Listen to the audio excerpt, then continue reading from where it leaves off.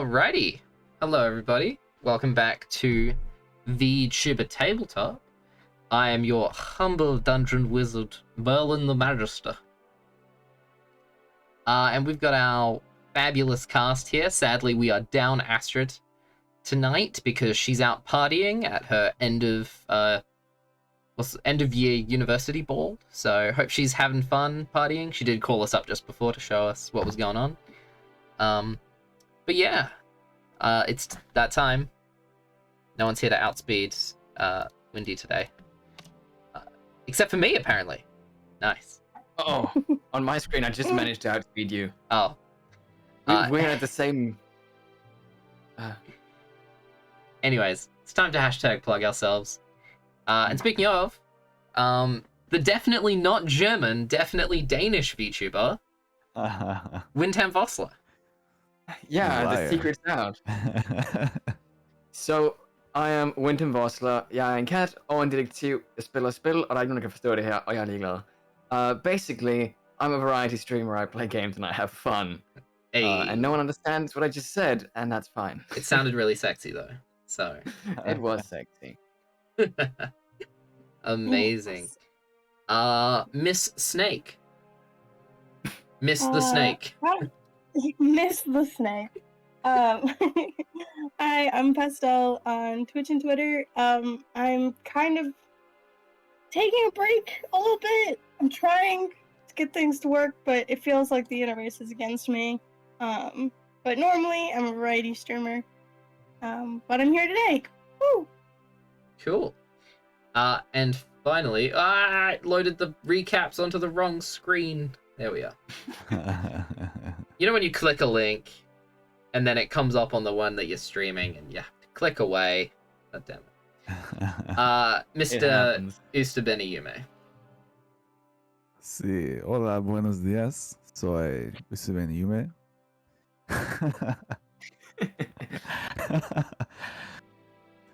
Hi, Usubeni Yume desu. You can find me on you can find me on YouTube, where I do poetry. Well, I do especially lately some political poetry. So if you guys are interested in looking at that, go check it out. You should be interested in looking at that. It's very cool. You're encroaching on my brand.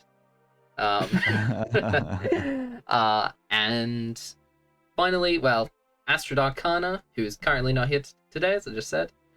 I'll be her. Yeah, g'day everyone. I'm Astrid Arcana. I'm a variety streamer who streams art and games. I'm the unofficial Bethesda streamer. I play Fallout 4 and Skyrim. Hee hee. That's her. It's a very legit voice. She's gonna be so pissed when she hears that. She's not going to hear it. She doesn't watch the VODs. Oh, I'll make you watch this clip. God damn.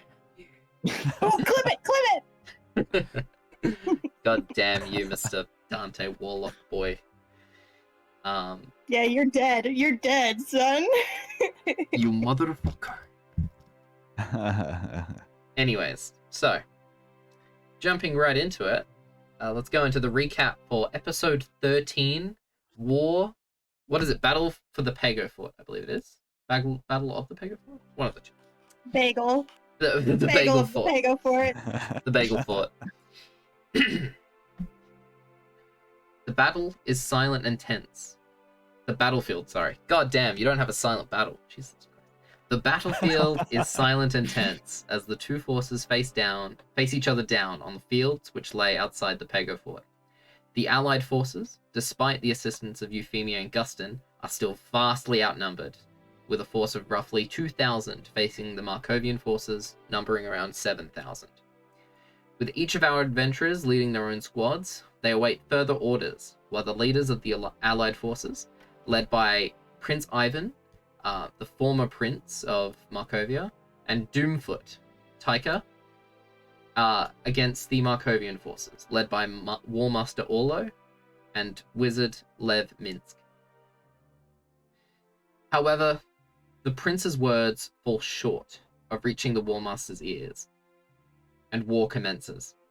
The two forces clash, with each side taking heavy hits. The wizard is one of the first to be taken out out of the battle from a well-timed catapult attack from Emmyth's squad. However, this win is not done without sacrifice of many of Emmyth's soldiers. Euphemia and her giant purple worm are then overwhelmed by the endless Markovian military, followed soon by the rest of the allied forces, despite the destructive power of the Elk mounted Dante and Lucy's leadership. The Great Doomfoot, Tyka, is then surrounded by the Warmaster's forces and forced to his knees, ready to die. The Warmaster swings his sword in a wide arc, hoping to decapitate the battered Loxodon. However, healing energies envelop the giant warrior, giving him the energy to parry the incoming blow, and in turn, decapitate the Warmaster himself. The remaining allied soldiers look around the battlefield to witness not only their wounds healing, but their fallen allies rising from the dead. Somewhere in the battlefield, a desperate man makes a wish to a delighted dragon as his remaining arm falls to the ground, decayed from some sort of magic. The tides turn immensely, leaving the allied forces to lose only about 100 of their 2,000 soldiers, while decimating almost the entire Markovian force of 7,000. Our adventurers win the battle. However, the price for freedom, power, and redemption. However, the price of freedom, power, and redemption is steep. That's what happens when I have to read a speech that that's my first time reading. I mess up a few times. Anyways, so just to recap the important points.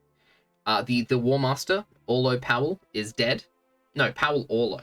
God, I mix up his name so often. Is dead at the hands of Doomfoot. Lucy made a wish to Sundaresh through his sapphire to heal the forces of your allies, resurrecting all of the former people, but sacrificing his arm and potentially much more to do so. Dante fucking went off. How elegantly said. Leading a band of wizards in Just melee realized. range to hit people with their books. Okay, I just realized you guys are still... Alright. Sorry, I just... Still muted? No, your models keep freezing again because of this dumb... I don't know what this bug is. I need to figure it out. I just closed the wrong one. Roll 20.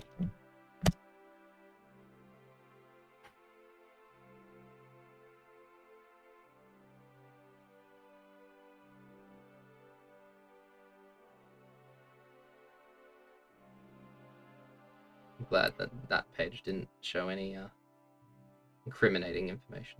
That's nice. Okay. So sorry about this, everybody. Remind me to cut this out. Why is this not working? We don't want our income to be leaked on, you know. Oh, So our then they'll know that we're God, more our popular than Critical hundreds Role. of thousands of dollars. There we are. It doesn't say a number, it just says dead. That is somewhat true at this point. I'm not gonna lie. Okay.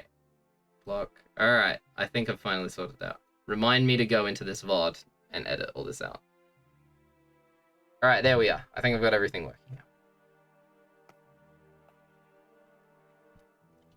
All right. If people just want to roll d20s, so we can get rid of that invite players link. So, to recap, Lucy made a wish to Sundaresh. Dante went fucking off, killing who knows how many people. Emmyth nearly died. She watched her comrades, most of them fall before being resurrected. And the Warmaster is dead. Levminsk saw what had Very transpires suspicious. and fled, being such a sussy bucker.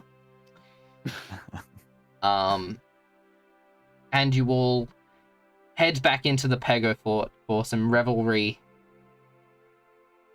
as you guys win the battle successfully with minimal deaths.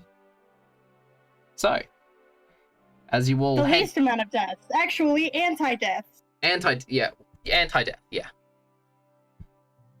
So, you will head back into the Pago Fort. Is there anything you guys would like to do?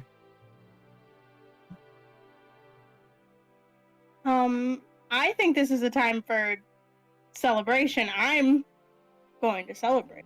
Sure. Hmm. You follow the dozens of people heading back into the Pago Fort, most of them heading for the market, where, kind of in preparation, a bunch of the storekeepers have set up like some stalls with just beverages. They're just giving out for free. They're not charging anybody, just glad to be alive.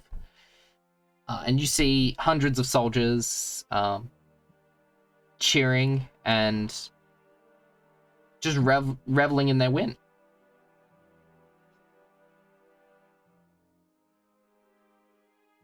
So, Matif's going to party. Dante, what are you doing?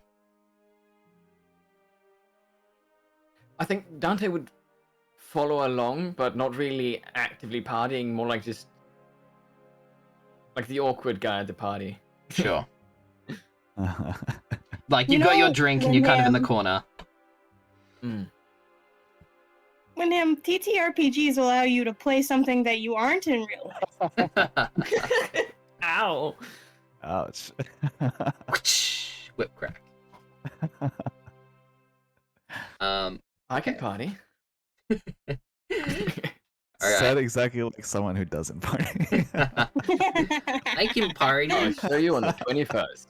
Hey, Lucy, what are you doing? So I assume in this world that the bodies don't just magically disappear into dust and pixie dust, and someone has to pick them up, right? The bodies?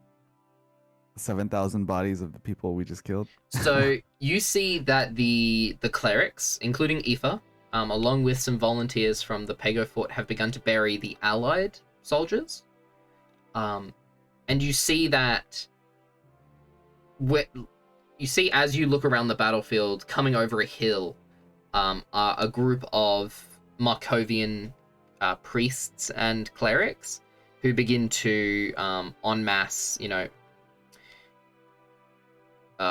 lift bodies onto carts and begin to wheel them back to where you assume they were based at, and begin to slowly but surely take bodies back to wherever they're going to. But you do see the bodies slowly begin to be taken back. Okay. And I assume that I won't break any war treaties if I go ahead and talk to them, right? They are technically clerics are usually, depending on the type of cleric, are usually impartial. Impartial is not the right word. Independent isn't either. Neutral? Neutral. They're just doing their jobs. You do see that the Markovian ones are prioritizing Markovian bodies, but as are the allied soldiers, as are the allied clerics. So they do begin to take them away, but they are technically not affiliated with either side. So you can go and talk to them if you would like. And in this battlefield, are all the soldiers kind of gone, or is there any I guess people mourning around there? You do see the odd few people mourning. There are a few Markovian soldiers that throughout the battle either surrendered or ran away, who have returned without their weapons to aid the Markovian clerics or to mourn their fallen comrades. You see probably about 24 Markovian soldiers and probably about 3 or 4 Arbor Republic soldiers that have stayed behind to mourn and to help. I would like to go over to just help the Markovians and just general people, help them clean up Sure. whatever bodies or things that are there. At this point, you do see that several scavenging birds of prey have begun to appear, such as vultures and whatnot, have begun to pick bodies clean. But you aid the Markovian neutral group in, you know, stacking bodies onto carts and, you know, sending them on their way, as well as, you know, performing, you know, some Markovian rituals, like making sure the weapons are with a weapon is with the body that has died. While I'm doing this, can I also go over to where the War Master died and Sure. see if his body's there? I'd say that the clerics from the Markovian side probably are moving from the back inwards, so the War Master's body is still there. Do I have to? Are you gonna make me roll for that? Like, to investigate it? Yes. Go for it. Okay. Investigation or something else? This will be investigation. If you're like, Okay. are you gonna rummage through what he has? Well, at first I'm just going to look at it before I like go into it. Well, like rummage through it. I just want to see what it looks like. Sure, make a perception check.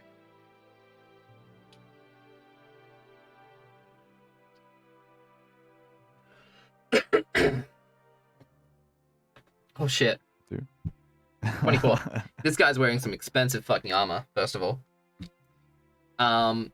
You can see that he's wearing... You can see that underneath where his armor is and where his the padded section of the armor is, underneath where all of his plate armor is, you do see some medallions that he's wearing underneath the robes, as well as something falling out of a kind of like a utility belt that he has around him. You see stuff that's kind of like spilling out. Like liquid or Like items, and you do see that there's a health potion that has spilled onto the ground. Okay, and then I would like to investigate whatever is. Go for it. I'll falling give out you of the advantage utility belt. because you gave it a good hard look. So is this one still investigation now? Yeah, this will be investigation with advantage.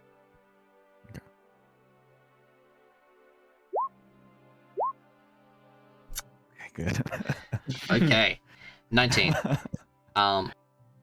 So first you untuck the medallion that is underneath his armor and padding, and you see that there is an odd symbol engraved onto it. Let me send it to you. Ooh. I believe I have it. I'll just send it to the group chat.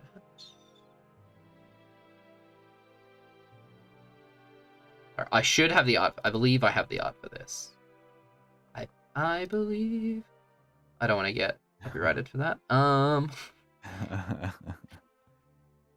Shoot. Might have to go through my. Nope. Is it there?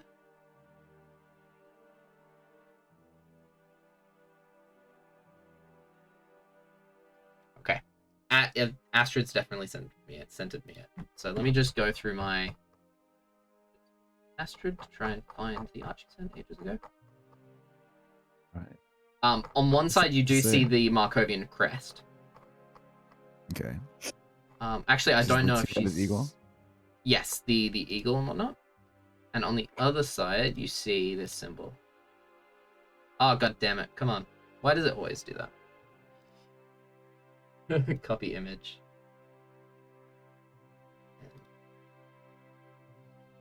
Usubeni Yume. No.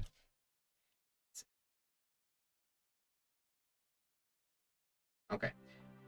I'm just going to describe it to you, because it's not letting me send it to you, apparently. Right. You see 3 weapons on the backside of this medallion. You see a dagger pointing downwards, which is dripping red blood. You can see that even on this medallion, very intentionally, red blood has been inked on, along with an axe and a club. Club or a mace, you're not sure. On the other side. Roll a religion check for me. So at this point, Lucy's also thinking Because on the Markovian symbol, there's Mhm. also a sword and a mace. Right? Yes, there But is. not a dagger. Yes. normally. Okay. And then you said religion check. Yes, a religion check for me. Damn. That's a good one. Now, Lucy he's not the most familiar person with religion, right? But in some reading you did for school a long time ago, something tickles your mind. An odd memory, an odd fact that you didn't think you would have to know. This is the symbol for Valkai, the dwarvish god of bloodshed and war.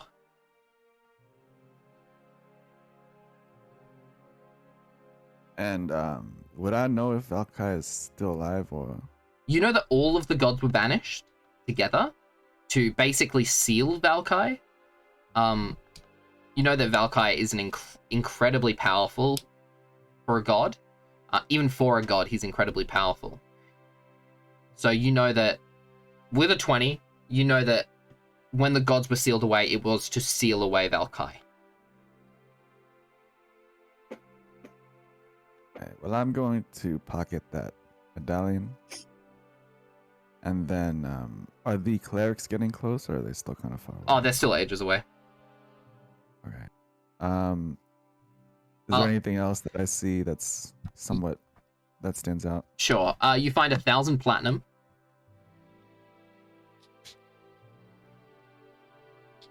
I just Am I want you to able kill know. that? Yep. Pastel?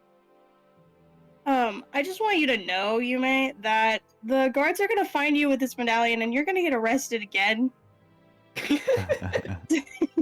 Like, Yeah. Okay. So you find 1,000 platinum, which I believe is about 100,000 gold.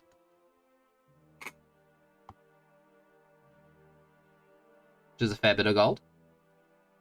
Okay, That's a lot. you think? Lucy's sorry. gonna go ahead and take that. It's 100,000 Markovian rubles, which are worth less than other currencies. It's worth about the same as Arwa Republic coinage, but the further you head west, it'll be worth less and less. So just keep that in mind. So if you write it down, make sure it's in rubles. Okay, so 1,000 rubles. Mhm. That's what it is. 100, yeah, yes, 1,000 platinum rubles. Alright. You found 1,000 $100 notes, basically. Okay. And Anything else uh, on the War Master?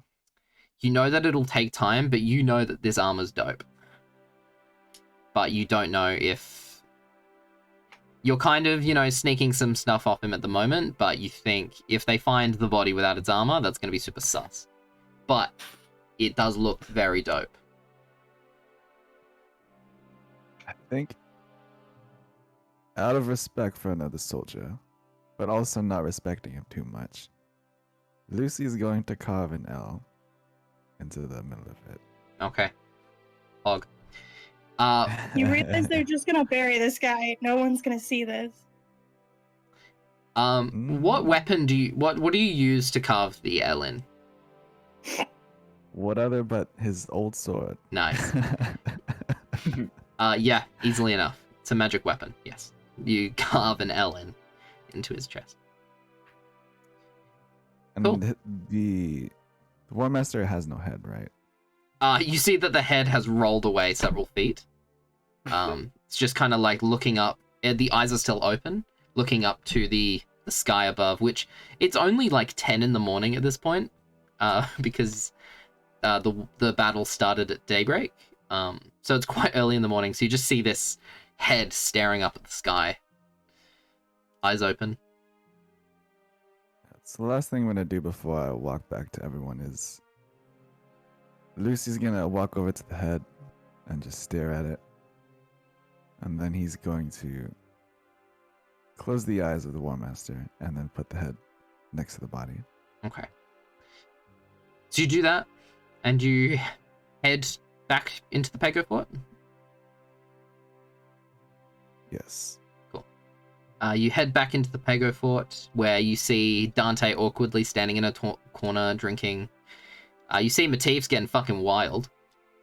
You see that Emmyth is also getting trashed. You see that she's hanging out with some random Awa Republic soldier, who's kind of holding hands with his wife and child, and they're kind of, partying. And I'd actually like to walk over to the awkward Sigma male standing on his own. Okay. Oh no more of this. So I've always wanted to say this. You approach the Sigma male.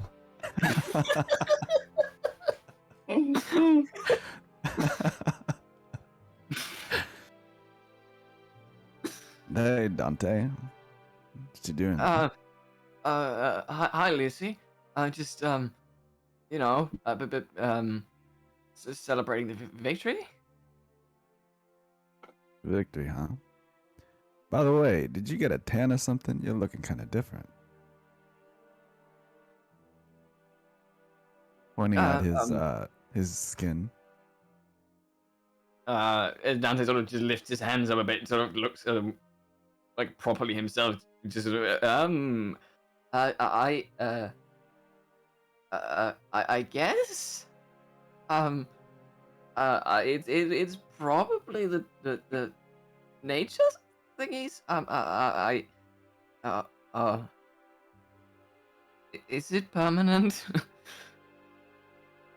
As you say, When is he it says permanent? You kind of think for a second, and you do see that the skin does turn back to normal, but you feel it's kind of like, when when you're at a pool and you're trying to look tougher and skinnier than what you are, so you kind of suck in and you're trying to look more muscly. It feels like that, and it's a lot of effort, but you can make your skin look normal. It's just a lot of effort and concentration. Cool. So you kind of breathe and let it go, and your skin goes back to the more bark-like appearance, but you can make it look normal, should you wish. So when Dante says that, Lucy kneels down, and he goes to reach for his face with the arm that isn't there. And when he does that, he remembers that it's not there, and he goes out with his prosthetic arm, and he pinches Dante's cheeks, and he just teases him, and he's trying to figure out what his skin feels like. You've felt tree bark before. Feels pretty similar. Should I be worried about this, Dante? You ain't gonna turn into a tree now, are you? Oh, I certainly don't hope so. It's probably fine. I mean, I'd be more worried about that arm of yours. Are you gonna be okay? Well, it doesn't really hurt. It just feels like it's still there. It's not really anything new, considering, I lost an arm before, but I'll live.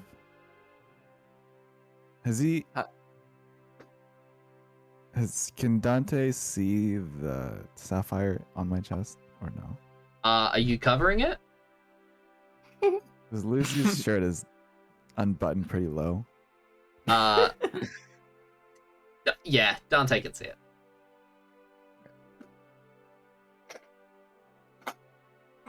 So Dante, do you have a drink on you?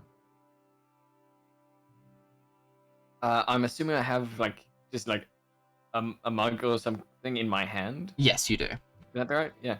Oh, I have this one, but I've been drinking off it. Okay. Is there a soldier next to me, Merlin? There's soldiers everywhere.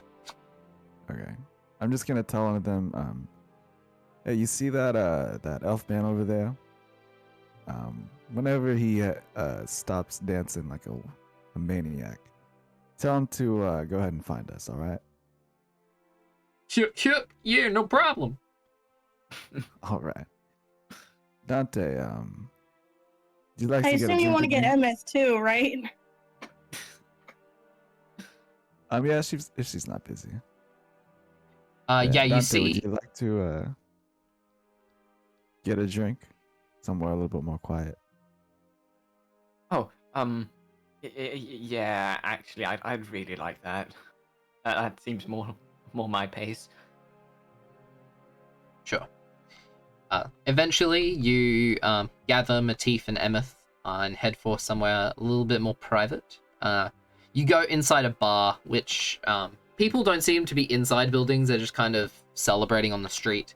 So you go inside one of the bars, order a drink from the barman, and file in. It's one of those really small Japanese-style places where there's just the bar and there's 4 or 5 seats there. So you all sit down together. Armesh joins you. Whoa, dudes, that was pretty fucking wild. Mess, your energy never ceases to amaze me. Bro, that was my 4th war or something. I can't remember. I was kind of high for most of them. And even for me, that was a little bit weird.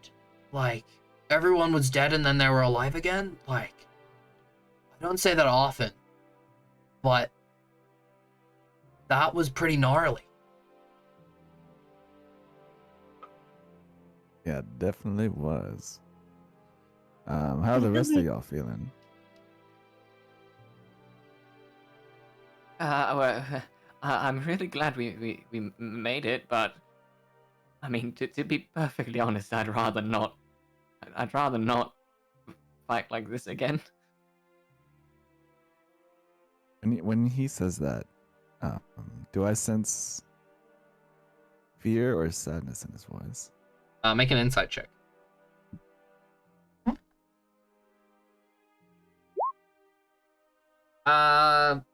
Dante, how does he feel with a 10? What does Lucy pick up? I mean, probably fear. Yeah.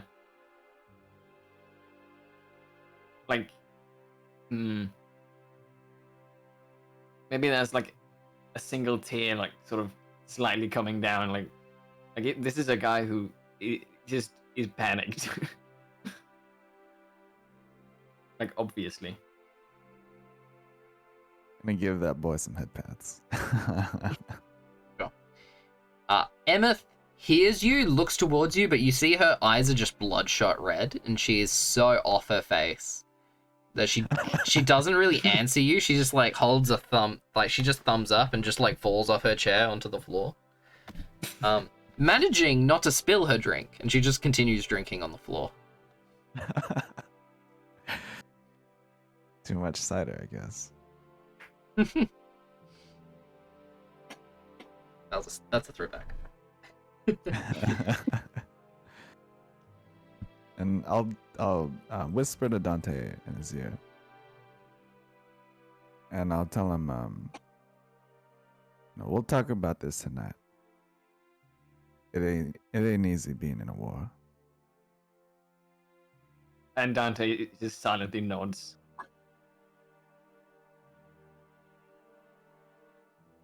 Matif, what are you I guess doing? Lucy will sorry. look over to Matif, yeah. Yeah. I spoke Lucy's too gonna soon. look over to Matif and not say anything, but he's just gonna make eye contact with him. Yeah, I think Matif is just kind of trying to get his wits about him because he has been partying with these guys. That's just how they do it, right? After a big battle, you have to celebrate that you're still alive. And he's yeah, I mean, we won. It's never the intention to get into conflict, but you have to help. And then he kind of slumps, and he's oh god. And he's but it was a little weird. Definitely weird. As you say that, you look over. This is the first time you've really been near Lucy. since the battle, and you do look over and you do see he is missing an arm. With your passive perception. Oh damn, dude, that looks bad. That looks real bad. You good? How much have you had to drink, Matif?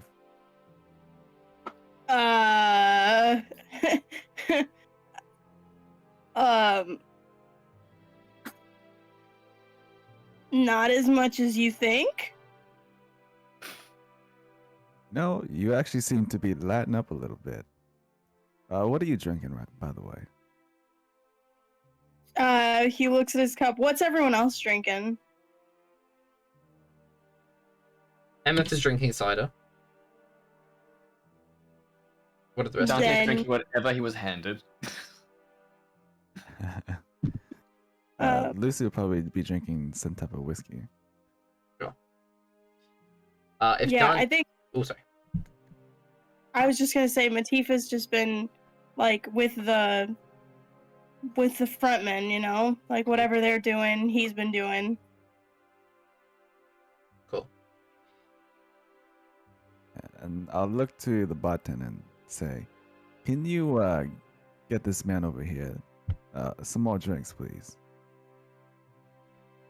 He just smiles over at you and begins just free drinks all around. Starts handing Matif a couple shots, handing him a big Damn, mug of something. Lucy, when did you become cool?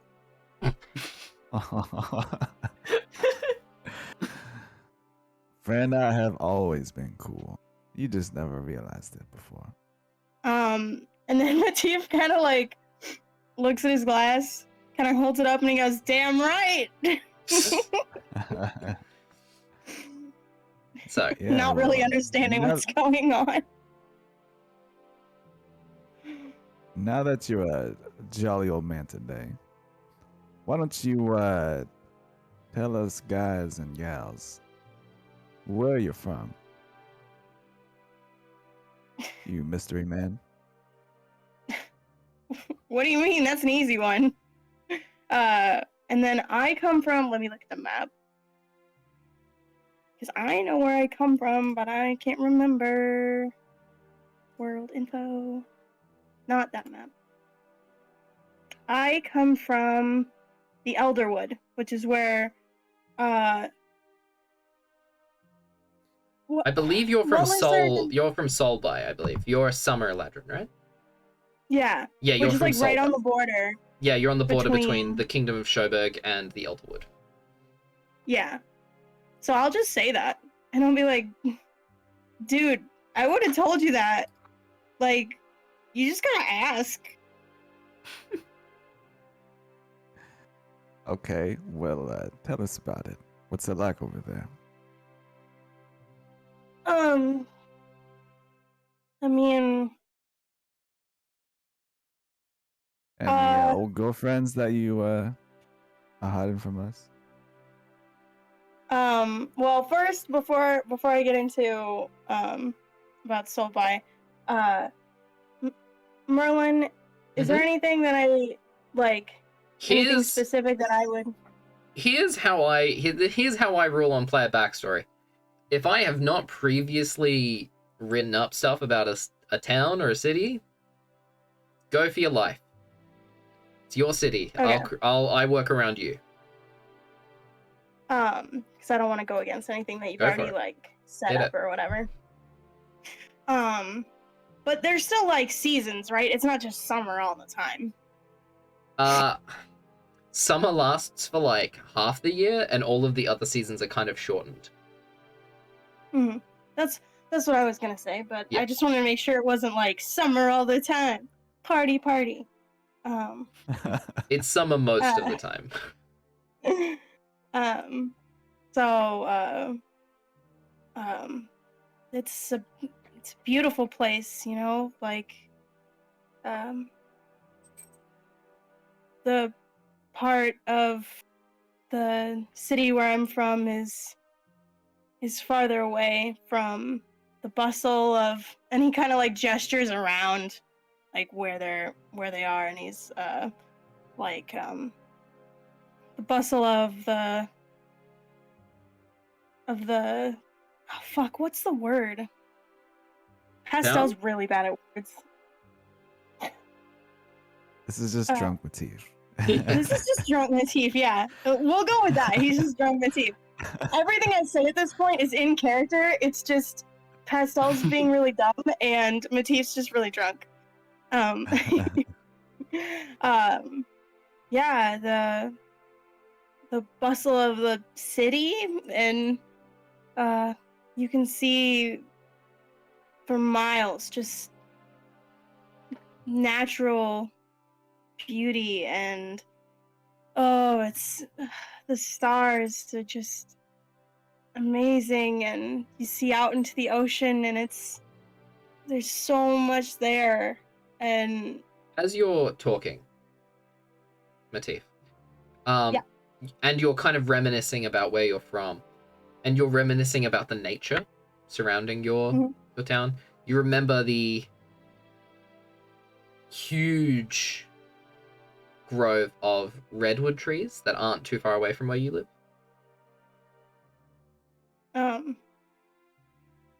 Oh yeah, and it's just, you'd think that in a place where summer is so abundant that the redwoods would have nowhere to survive, but there's a huge forest, and you can just walk for miles and find yourself just enveloped in nature. And now I sound so high. Oh god. Yeah, at this point Amesh passes you something from his special bag. Yeah, and I'll take it. This is a all-out celebration. We have done these on the ship before. This is a time to get fucked up and not care about the consequences.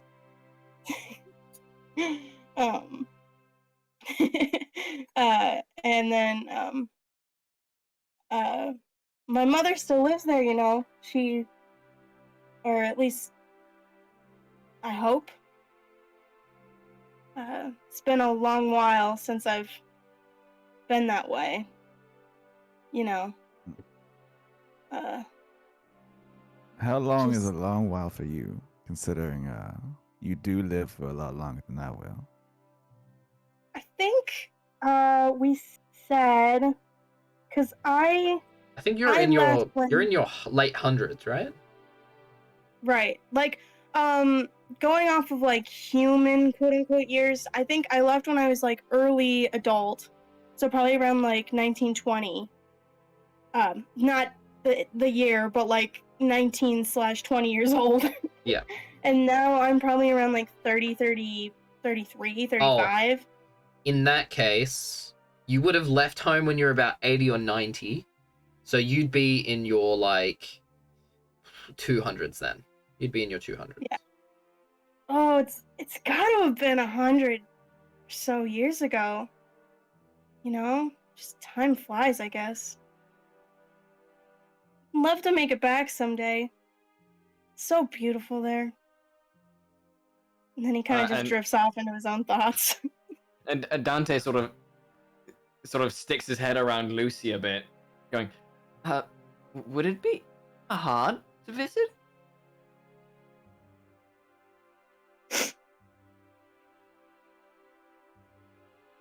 And knock Matif on the head, try to awaken him from his drunken stupor. What? Sorry, I lost my train of thought. Would it be hard to visit that area?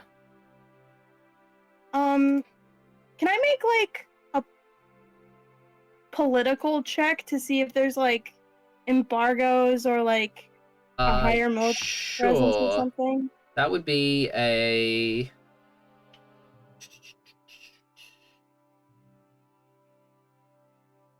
Make a history check.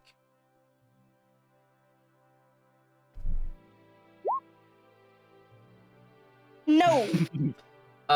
He's too drunk. You remember it being really hard to get to.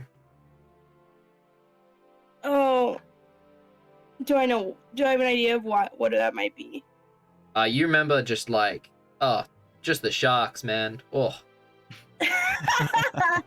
just like you just latch onto this one thing in your memory, and you just remember the sharks. I remember swimming out too far once and trying to get back. Yeah. God, that was a hard time.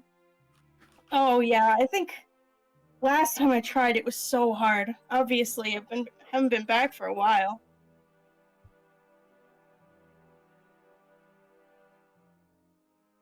Matif, I got a question for you.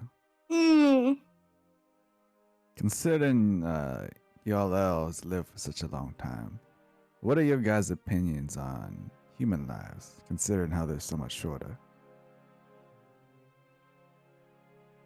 I don't know, man. I never thought about it before. I don't just go thinking about laughs. Oh God, I went real southern there for a sec. Lifespans. Lifespans and all that. I don't just go thinking about other races and their lifespans like that. What do you think about elves? Well, for me, I can hardly even imagine, living even past like 50 years old. So for you to say you've been gone for about 100 years from your mod, it's kind of incomprehensible to me. I haven't seen my mod in like 5 years, and I feel like that's already too long. Yeah, the first 5 years are probably the hardest. When you're not like able to eat or drink or do anything without permission. And As you say eat and drink, the bartender just pushes like a plate of crackers and cheeses in front of you and another like mug of ale. Fuck, this looks good. Thank you. And he just kind of like gives two finger guns at the guy. The guy looks at you funny and just continues, scrubbing glasses and stuff. Yeah. It's probably bad since my finger guns are usually what I do to like freeze and lightning strike people, so A little bit of guns and accidentally kill him.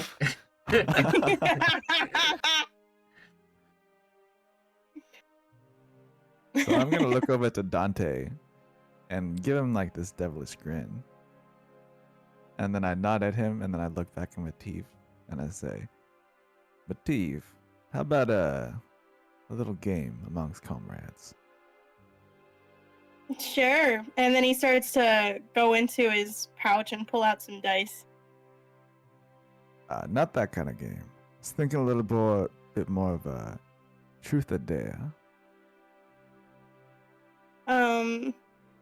Oh, are you feeling very daring tonight, Lucy? And he kind of gives him like a smile and a wink.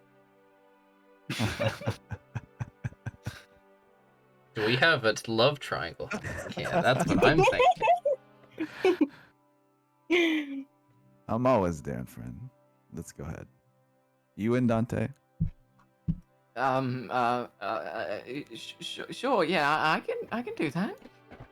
Wait, me and Dante against who? God, I keep going southern for some reason. No, it's canon. Matif goes really southern when he's drunk. It's just his original accent, but he's kind of gotten out of it. He's been at sea so long. Is Amesh close to us? Whoa, dudes, what kind of game we playing?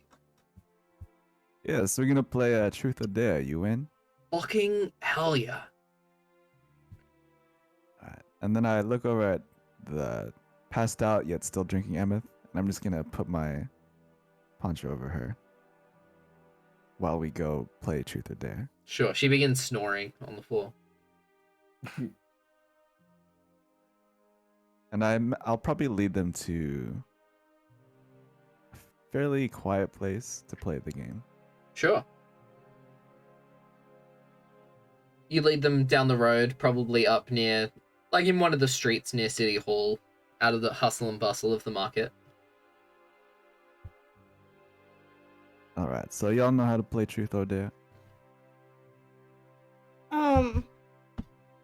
What are the specific rules? Because I understand. I'm leaning into it now. I'm leaning into it. Do it, please. I understand the basics, but there's gotta be like if you don't want to do it, you drink. You know, like those party games. Well, you've been drinking this whole time. How's that gonna change anything, really? Well, you And you haven't have been these- drinking. You gotta drink. Okay, fine. If I don't do it, then I'll take a drink. What about everyone else? Amish If I just don't smoking a do it- joint. Unless she's gotta pass the joint. He just looks at you. He's like, "Whoa, fucking yeehaw, bro."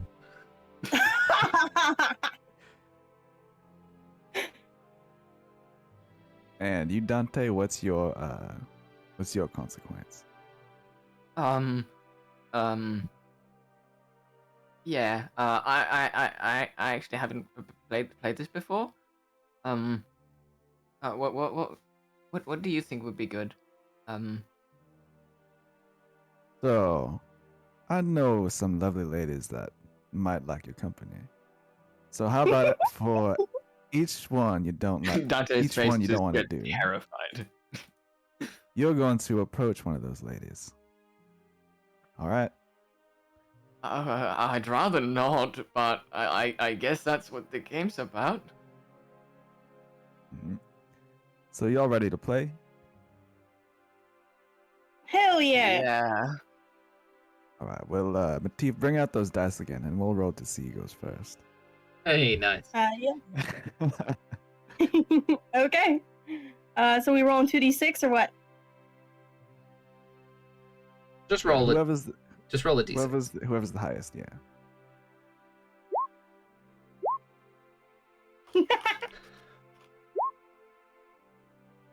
Oh, right. I need to roll for Amish, don't I? Mhm. Oh, mess. Well, dudes, like Okay. I'm not the greatest at counting, but I think 6 is the biggest number. Yep. I think All so right, too. boys. I just realized all the guys are here. Well, all right, boys. What should we have our dragon friend do today? Well, Thanks, he's gotta answer truth or dare first. Oh yeah, truth or dare, friend. Oh, fucking truth, bro. All right. We'll get in like a little huddle. All right. So, what are we asking on this? He just takes a big just breathe in deeply from his fucking forgotten the word for it. From his special cigar.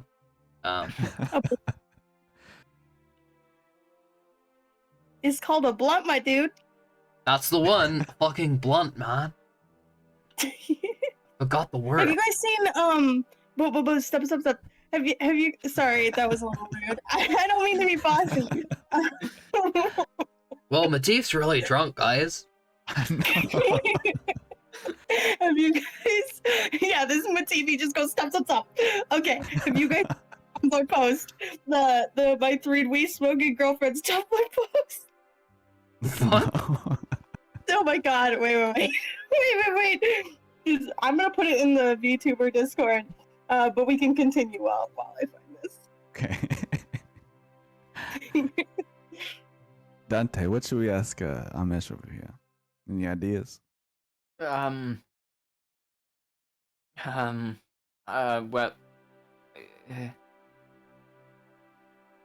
I guess any secrets he's not really telling. But isn't he kind of open about things? Yeah, maybe we'll start a little bit easy on him, you know. So, Amish, Yeah, bro.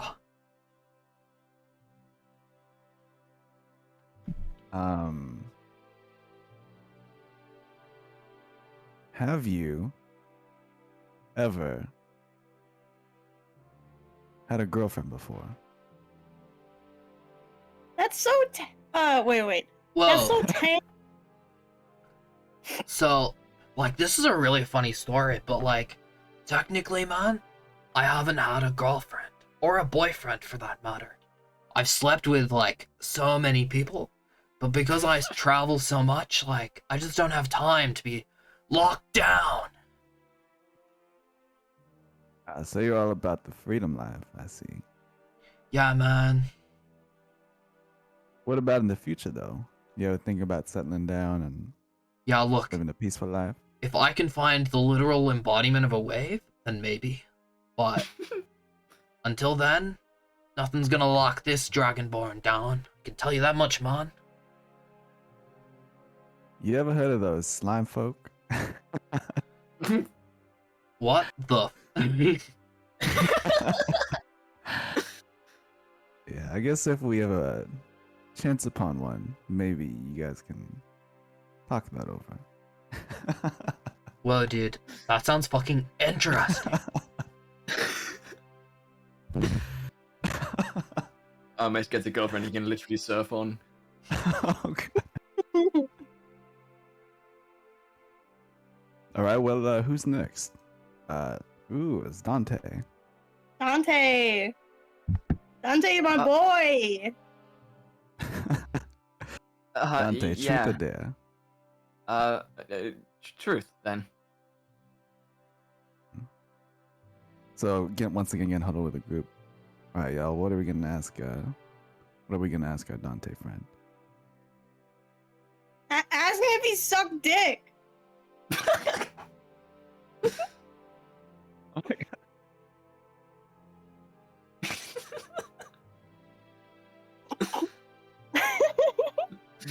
Mesh, you got a I say that. better question? I want to say that a bit too loud so that Dante hears it outside of the Uh, room. Amesh leans in, but because he's so high, he doesn't whisper it. He just says it like out loud. It's like, bro, I think that's a great question. Fucking so good. Yeah, ask him. Ask him. All right, go ahead, Matif. And he doesn't get out of the huddle. He just kind of moves his head towards Dante, and he's like, "Dante, you suck dick." Just Dante, like, instantly blushes everywhere. Just looks a bit confused and just, no, is that? And then he stops, thinking back at that last time he was out drinking. Looks down at the floor, goes, I don't think so. That's my best answer. Oh, I God. don't think so. That's your best. Well, I haven't. But you remember you came in that one morning, didn't you? I mean, yeah. Dante, don't make know an what intelligence check for me. Make an intelligence check for me. I think this is the first time you're actually deconstructing what happened. I'd also like to add that Lucy's not drinking as much as The Matif. others. Sure. Yes. Dante, 12. You think back to that day, and you've kind of tried to block it out of your memory. It was a very scarring moment in your life. Now, you do remember that you were curled up in a ball, fully clothed, away from everybody else in the room. You do not think that you were involved in whatever happened. You just know that you were present. You were present. You were there. But you don't In my head, think that you were somehow involved. makes it worse. Yeah. Oh, so you're a cuck. Not necessarily. No.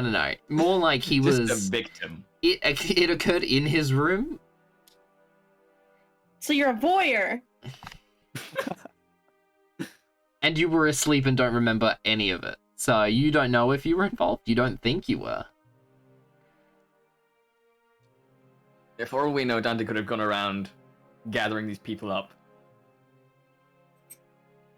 We'll have to table this for later. Maybe we can find some type of magic to like recall his memories or something. Honestly, I'd rather not. Oh, come on. You don't want to know? I mean, it's just, it's a unique experience in my life so far. You content with just forgetting things? Just forgetting your life? I love Southern Matif. It's so funny. I love it.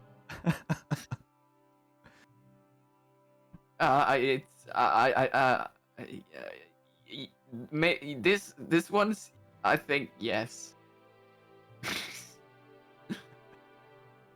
I don't know. How bad things get, I don't know if I'd want to forget. Forget. Yeah. All right. Next is Matif. Truth or Oh, dare? yeah. I'm gonna pick dare, because I ain't no pussy.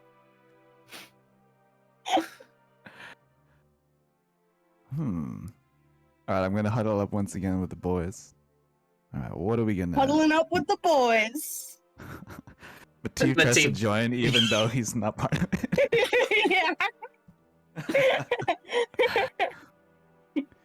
He probably chimes in too, thinking that he's talking about someone named Matif. Yeah. when it's Somebody actually else. him.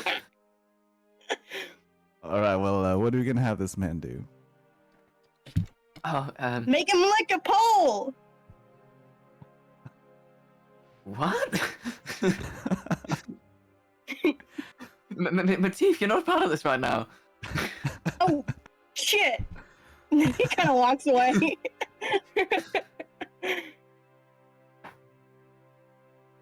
Miss, you got any ideas?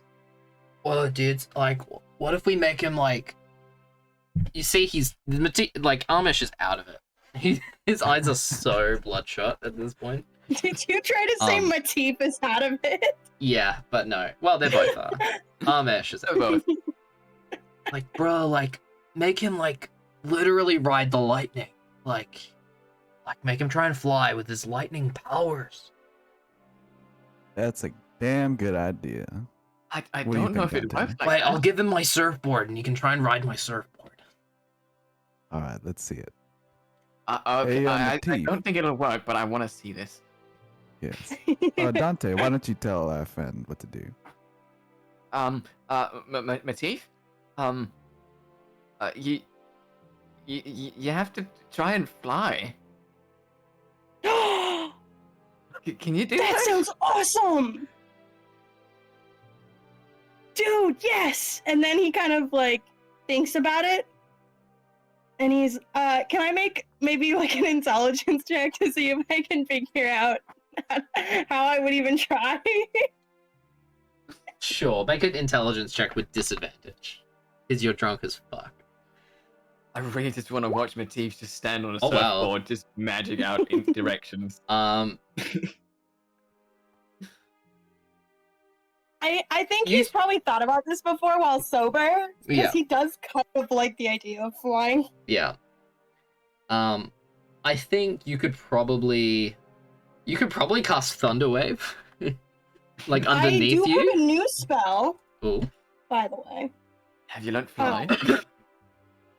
It's not fly. It's called Dust Devil. Oh, Ooh. I should have totally learned fly. So I make an unoccupied 5-foot cube of air that resembles a dust devil. So maybe I try to like ride it like a tornado. Sure. So you cast Dust Devil. Armesh throws you his board, and you kind of jump on top, and the Dust Devil just rotates around you like a mini tornado, and you begin to really awkwardly fly on top of this Dust Devil. It's very embarrassing. While he does that, I'd actually like to cast Featherfall on Matif. Okay.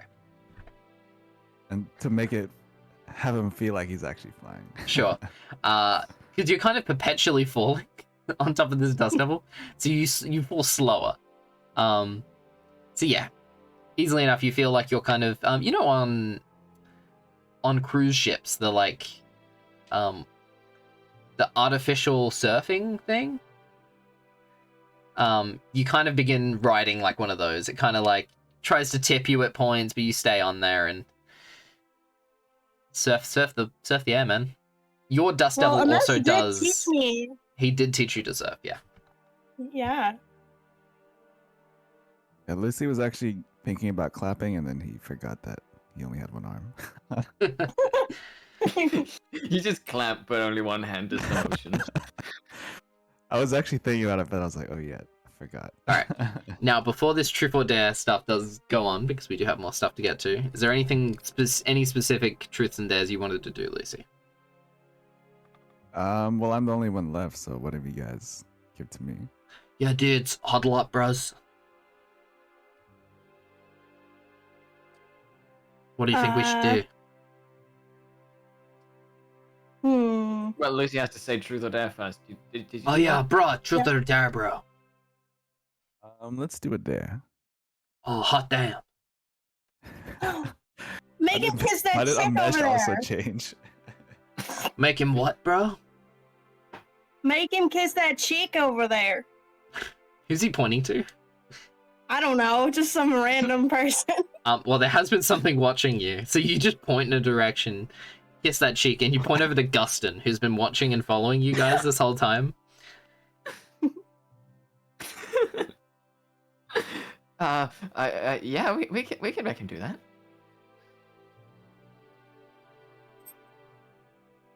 Okay.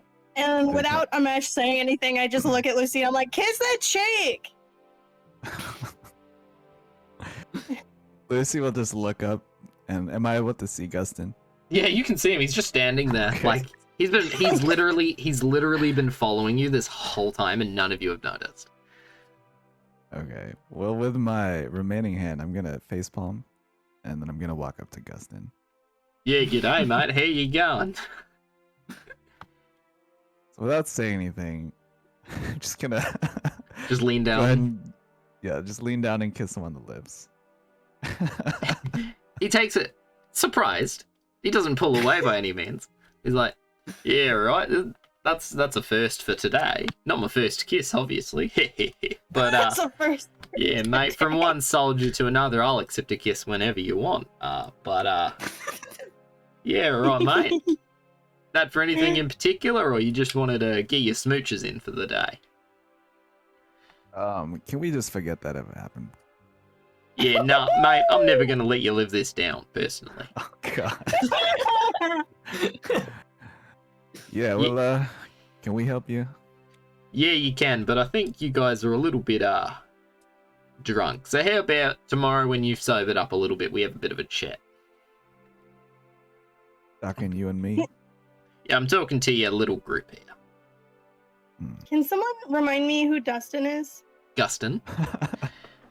Gustin is the Gustin. pink-haired gnome who is the one who talked to Lucy in prison, and the one who you think is the one who anonymously gifted his bail money. Money. He was also at the docks and is the one who said that he was disappointed in Lucy after your fight. I think Matif kind of points at him, and he's like, "I know you. You gave us that money that one time."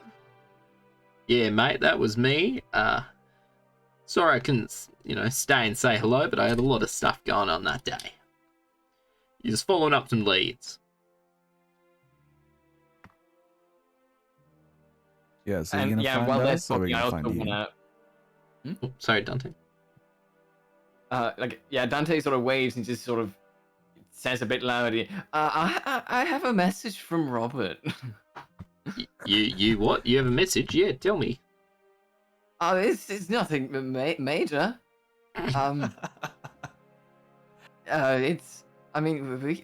We can wait until tomorrow if you still wanna. Yeah, nah, if you've got any information from Robert, I'd like to know now. That's alright. He just said that you're gonna be a great leader someday. He looks he looks confused and a little bit concerned, but he's like, yeah, right. Yeah, thanks for passing on the message. Appreciate it. No problem. Yeah, I think you guys need to go sleep this off. You all look a little bit trashed. Yeah, so are we gonna find you tomorrow, or are you gonna find us? Yeah, I'll find you. Alright. Alright. Get yourselves to bed, fellas. It's been a big day. Woohoo! So, And, is there anything you guys wanted to do? Oh, sorry. Yes, Lucy. Yeah, no, I was just gonna let you know what I was going to do. Yeah, sure. Go for it. So while the others go back to their quarters, I'd like to visit, I guess wherever the graves are, where they're putting all the soldiers. Yeah. Can I also say that someone brings Emmyth to her room so she doesn't just sleep at the bar? Yeah, sure. You can go fetch her, and take her back to her quarters.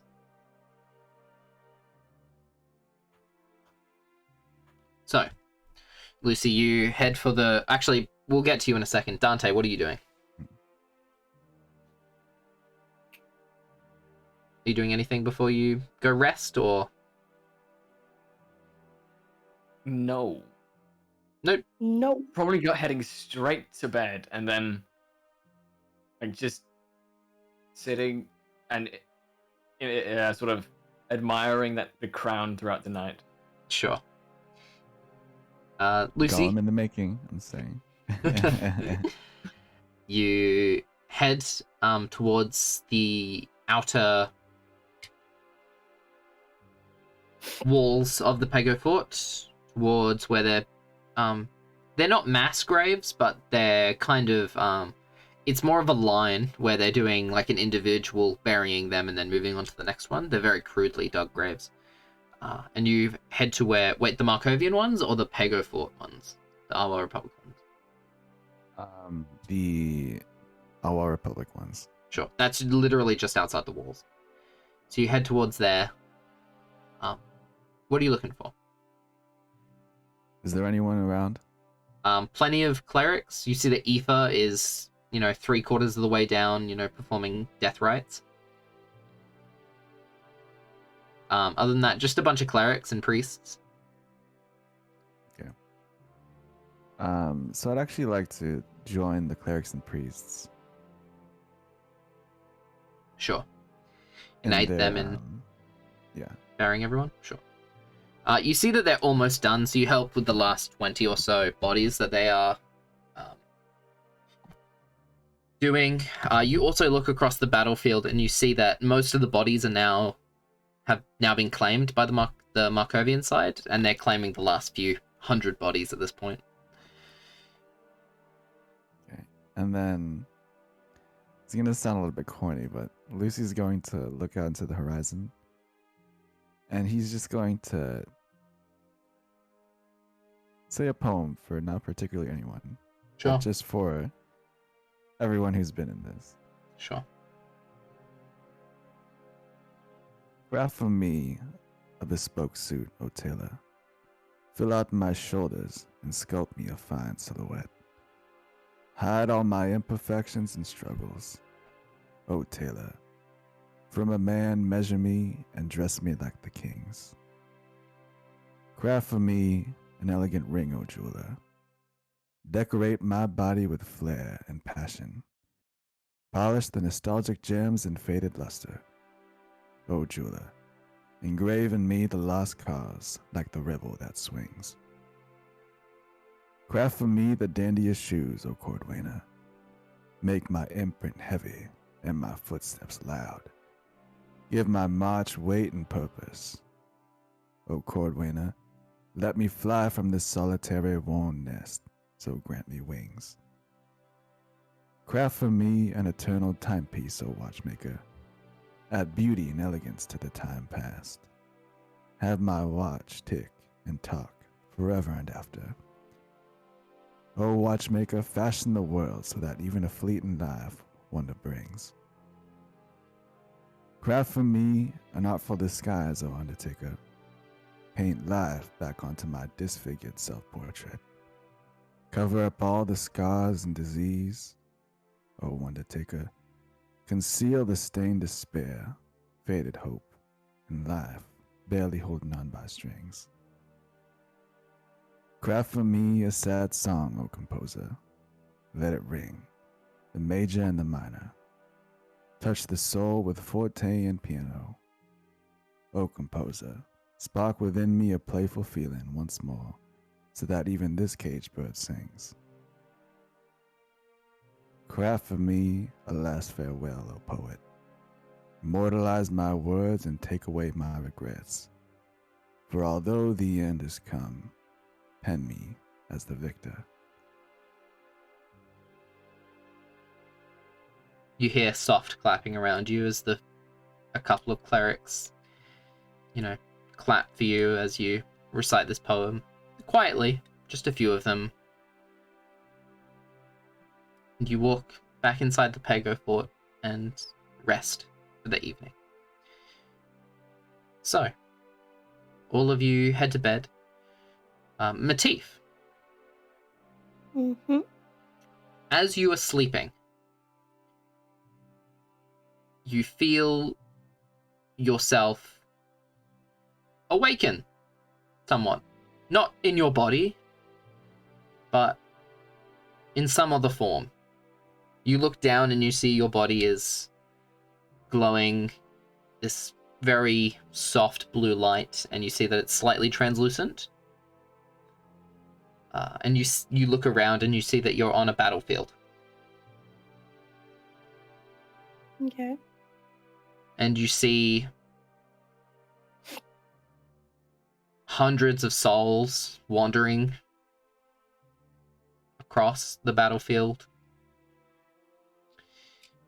Anybody I recognize? Nobody you recognize. You see familiar uniforms. You see people, many people in Markovian armor and uniforms. You see a couple of Arwa Republic soldiers. Not many, a few. You watch them wander across the battlefield, and you see from the horizon, from where the ocean is, you see a boat begin to float just above the ground towards where the battlefield is. It comes to a rest, and you see somebody step off in a huge, long cloak, pull down their hood, and you see a visage you're somewhat confused at seeing. You see a skull mounted under this hood, but you see that it has a somewhat translucent face. They seem to be elvish or elvish adjacent. You see long ears that are slightly see-through, and you see them begin to speak in a language you don't understand. Begins to call to these souls who begin to walk towards this boat and begin to climb aboard. Slowly, all of them make their way to the Can ship. I make Sorry, yeah. a religion check? Sure, to go see for what's it. going on? Go for it.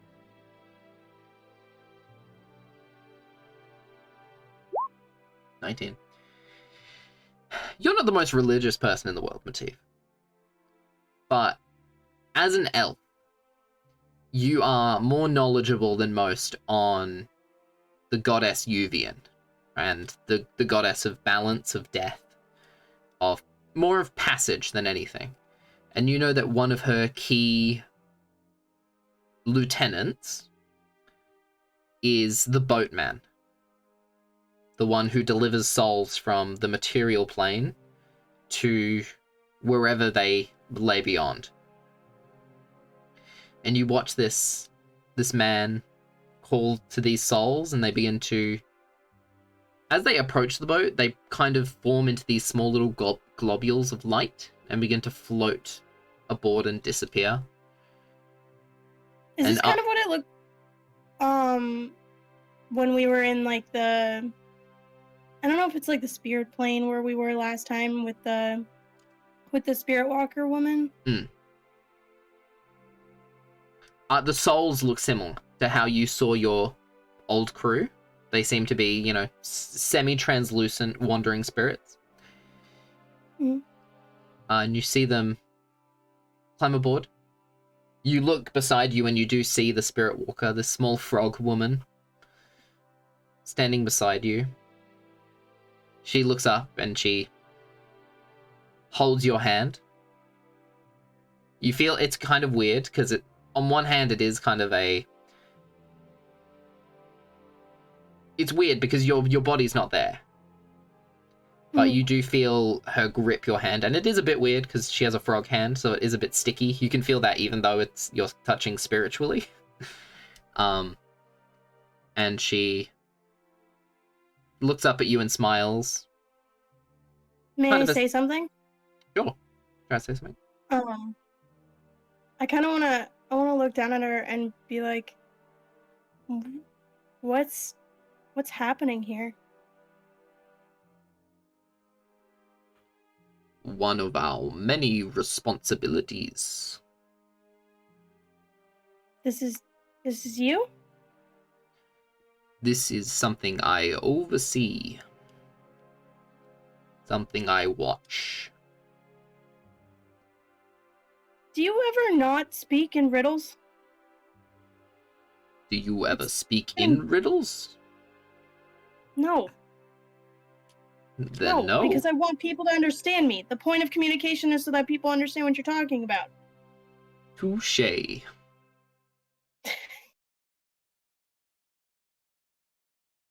When you are ready, it will become one of your responsibilities. Overseeing the passage. Okay. So why are we... Well, sorry. Why am I here now? You are here because something calls for you. Something is summoning you.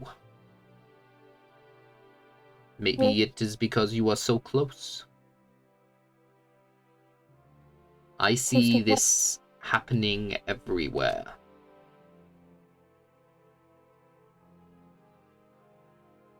You may have appeared here because this battle has occurred close to you.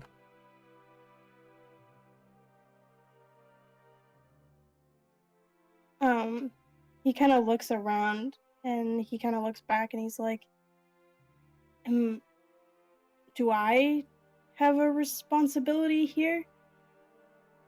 They take a deep breath in. Maybe one day, eventually, when you have learned enough.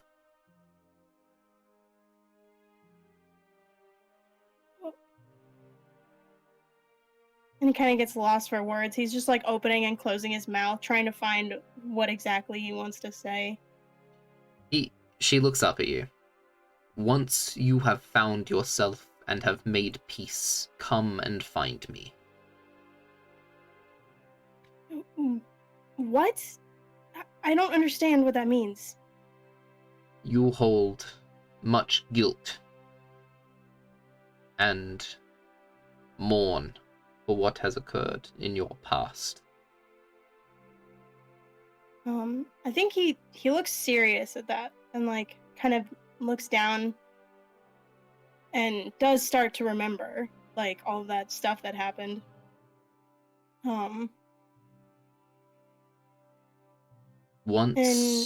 Sorry.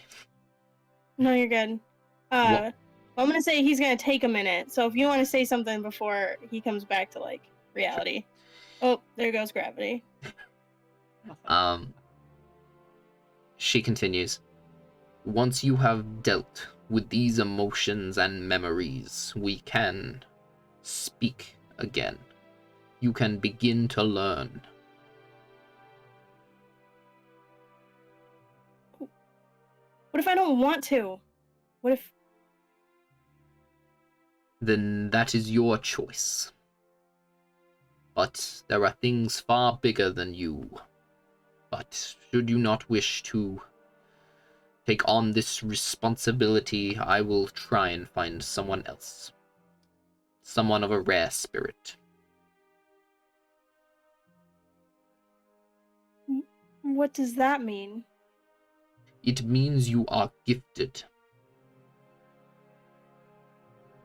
But by the way, for all the viewers just outside of this, I think that's like the best thing she could have said, because I've been wrestling with this for a bit because I was wondering if Matif was gonna do it, because he like is all about free will and choice and like all of these things, right? I think, yeah, sorry. Just a little back Yeah. behind the scenes. You are Oh. gifted. You have promise.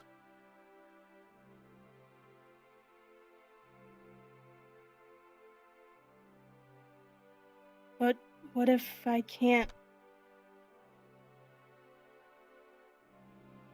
What if I don't live up to whatever you need? It is not what I need, child. You have a role to play. Whether you choose to fulfill that role or fade away is none of my concern.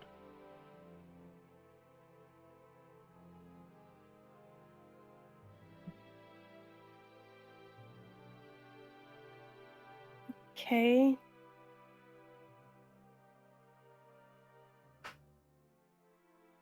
How do I find you? You will find me on the Isle of Renee. Oh God. How do you spell that? I'm gonna write it down. Ranae. I don't have a pencil. Fuck. Goddamn pencils. Bless you. Why was that sneeze so cute? My God. My Shut God.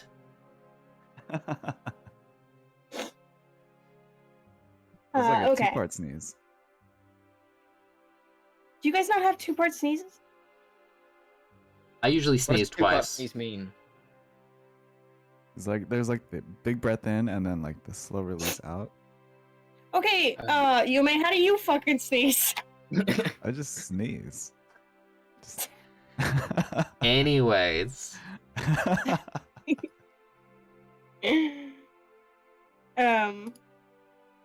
Okay. I don't want to take up too much time, but no, because I don't want you to tell me unless I say the right stuff. Two more questions. Give me two more questions and let me think about what they're gonna be. Sure. Because there is information I'm searching for here. Wait, do you want me to... what do you mean by that? I don't want to take up all our time, so I'm limiting myself to two more questions. We have all the time in the world. Okay? Don't say that. Ron's a chronomancer, that's why.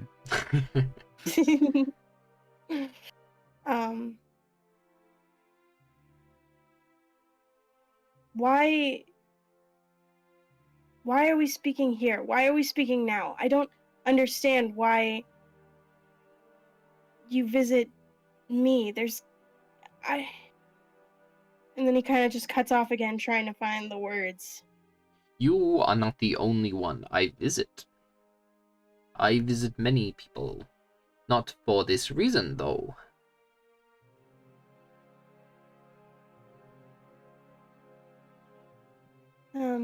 So why, I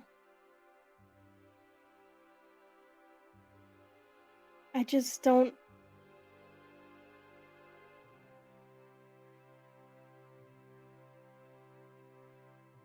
Who are you? Like, I understand you're a spirit walker, you have these duties, but who, really? You have to be somebody. She takes a deep breath. I have lived a long life. I've had many names.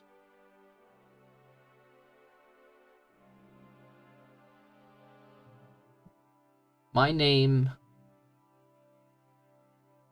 Let me go to my notes.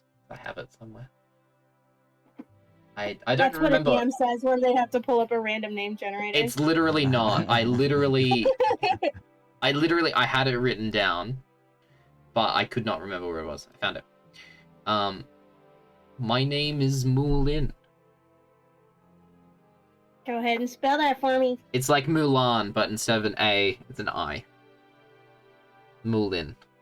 Mulin.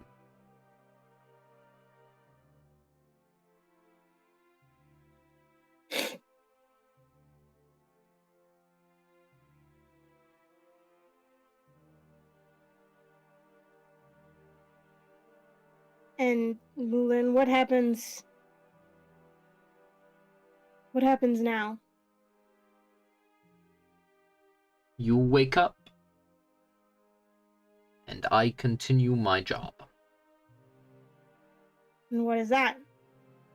She smiles, and the dream fades, and you return to sleep. So, all of you bed down for the night. Some of you sleeping restlessly, the others sleeping fruitfully, now that the battle is won. Non-restlessly. Non-restless. So, Someone just resting sleeplessly. that is true, you do rest sleeplessly. That is a legit thing. And some of us rest sleepily.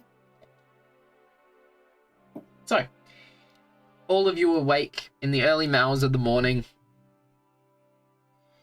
and you hear a lot of noise outside.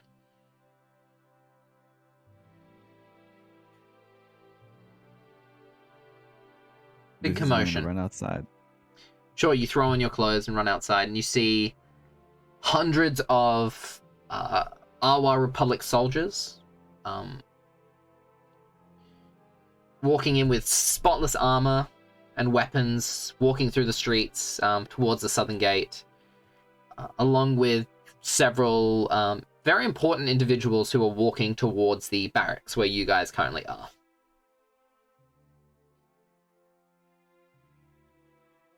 You see Taika, Xena, and Tagrius, along with an individual you haven't seen before. You've never seen. Begin walking towards you. The rest of you clothe yourselves and make your way outside, meeting up with Lucy. And you watch them begin to pass. Taika sees you guys and goes, "Oh ho ho." Turns towards the individual that you guys have not met. I've forgotten how to do. Oh yeah. Madam President. This is the group I was telling you about. And points, this middle-aged orcish woman wearing flowing blue robes with orange embroidery. She's wearing a gold silk scarf as well. She looks very official, very important. Yes, I've heard so much about you all. You are the heroes that came to this fort's aid, correct? Can I do like a recognition check? No, Sure. who this person is. Make a history check. Gosh, so coffee. No. Gosh, some random woman, dude.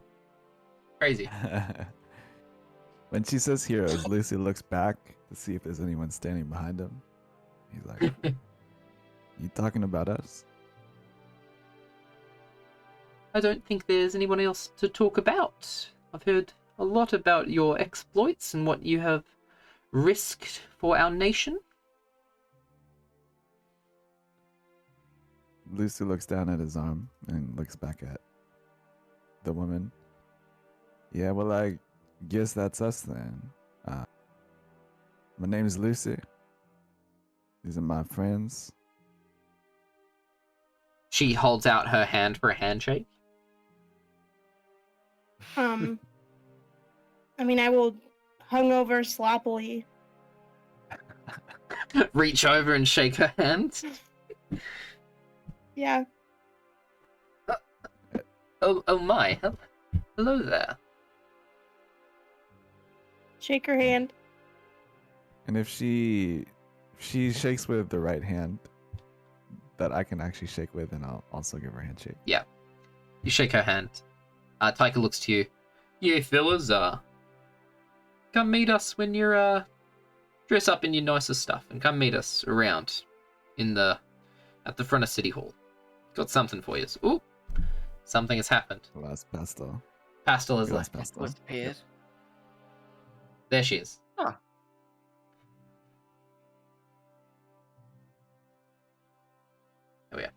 Pastel, come in. Oh, okay, I'm back. There we are. She's back. Well, Yeah, Taika. Yeah, come meet us around the front when you guys are finished, and we've got something for you. Dress nice. And he begins walking around to the front of City Hall, which is on the other side of this building.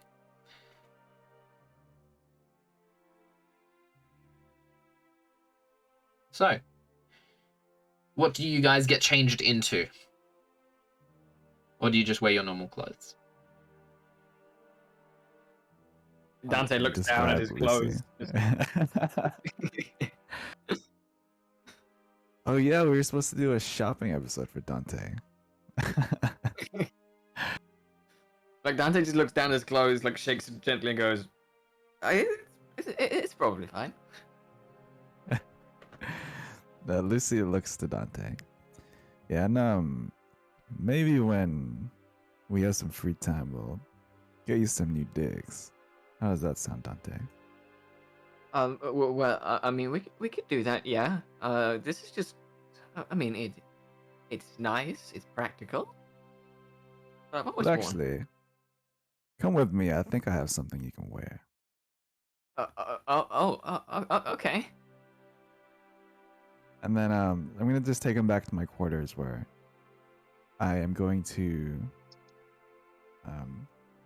give him my old belt buckle, which has free on it. I'll hand it to him, and he can decide if he wants to wear it.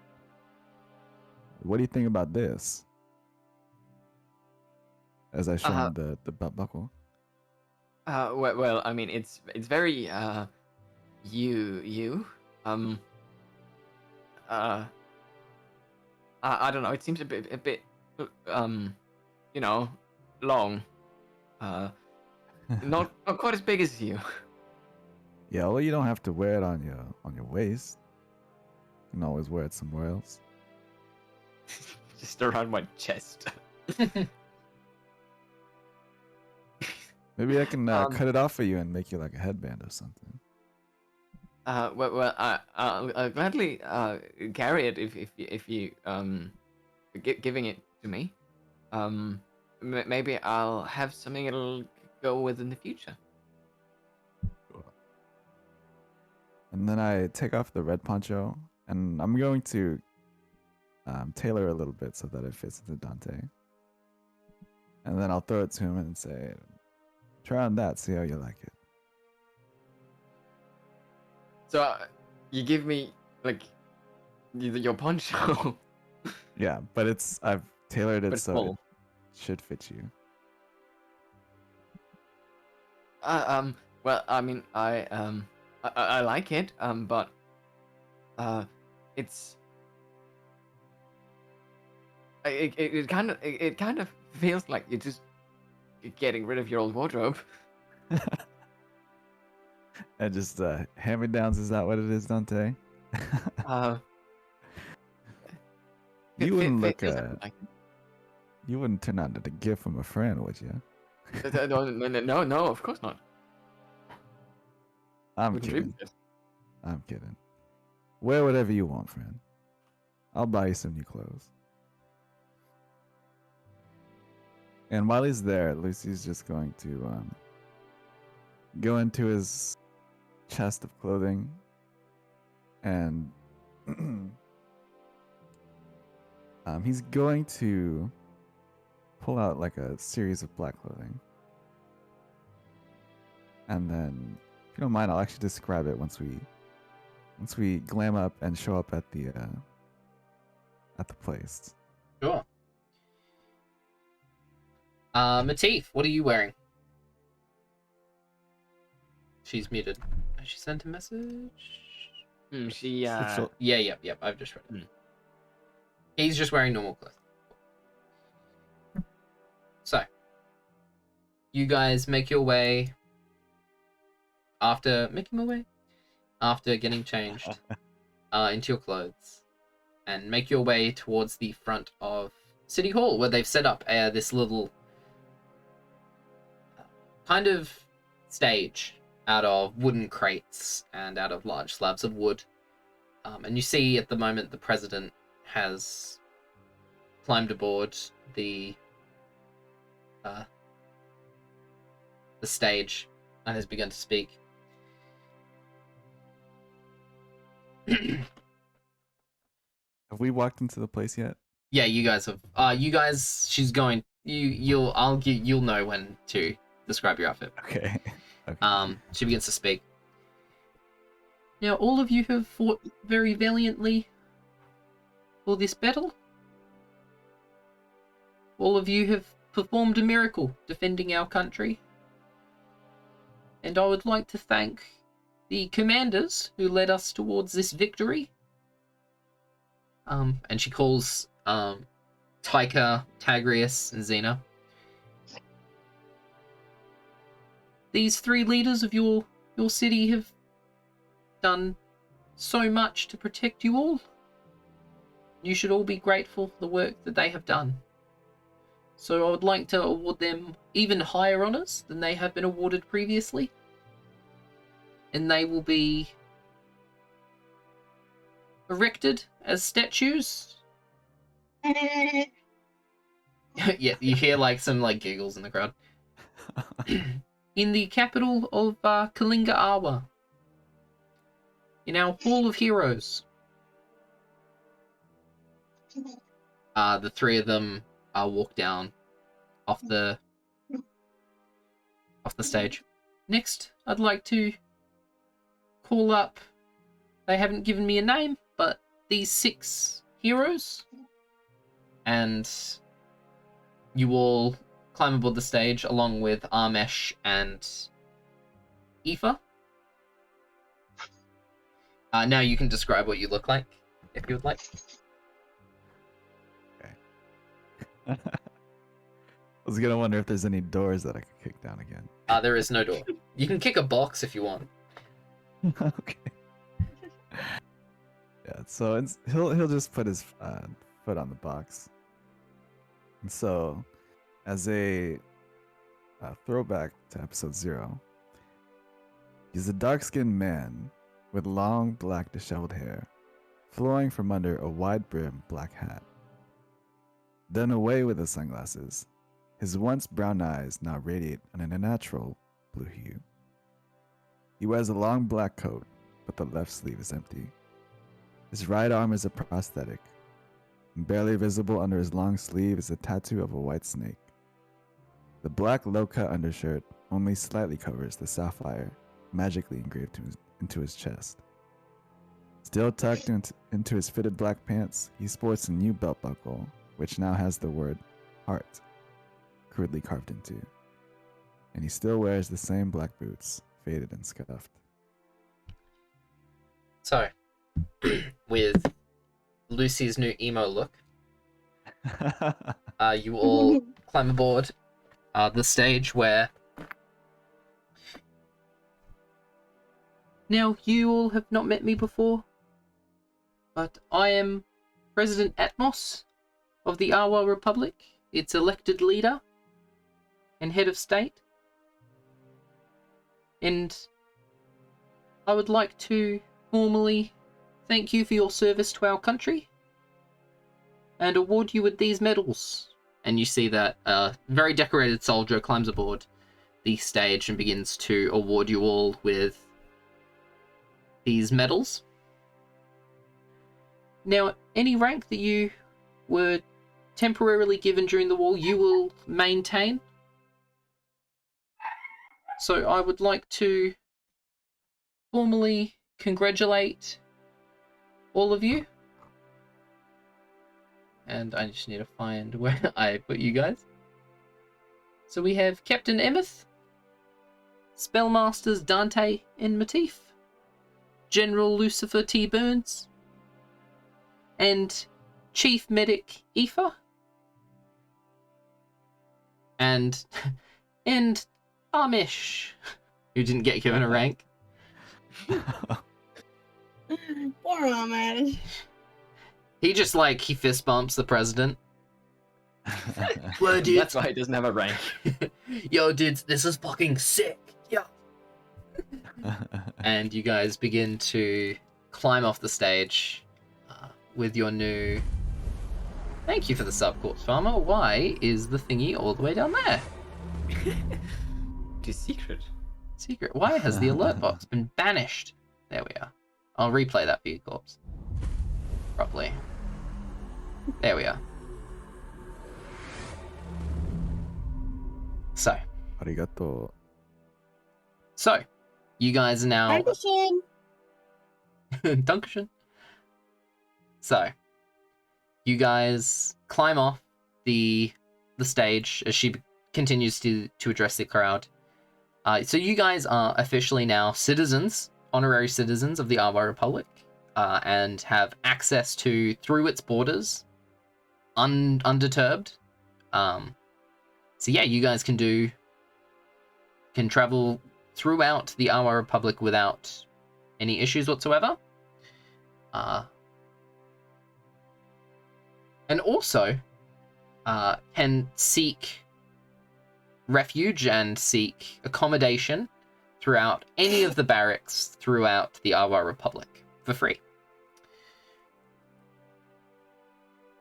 So, Will they know of us, or do they give us like a badge to show? you have a medal, which you can now carry on you, which is kind of honor, like symbolic within the Arwa Republic. So you'll be able to basically present these medals and go, "Yep, I'm a hero, bitch." And you will be granted lodging. Okay. So, you guys get off the stage, and the president finishes up her speech, and begins to give orders to this high-ranking captain that presented you guys the badges.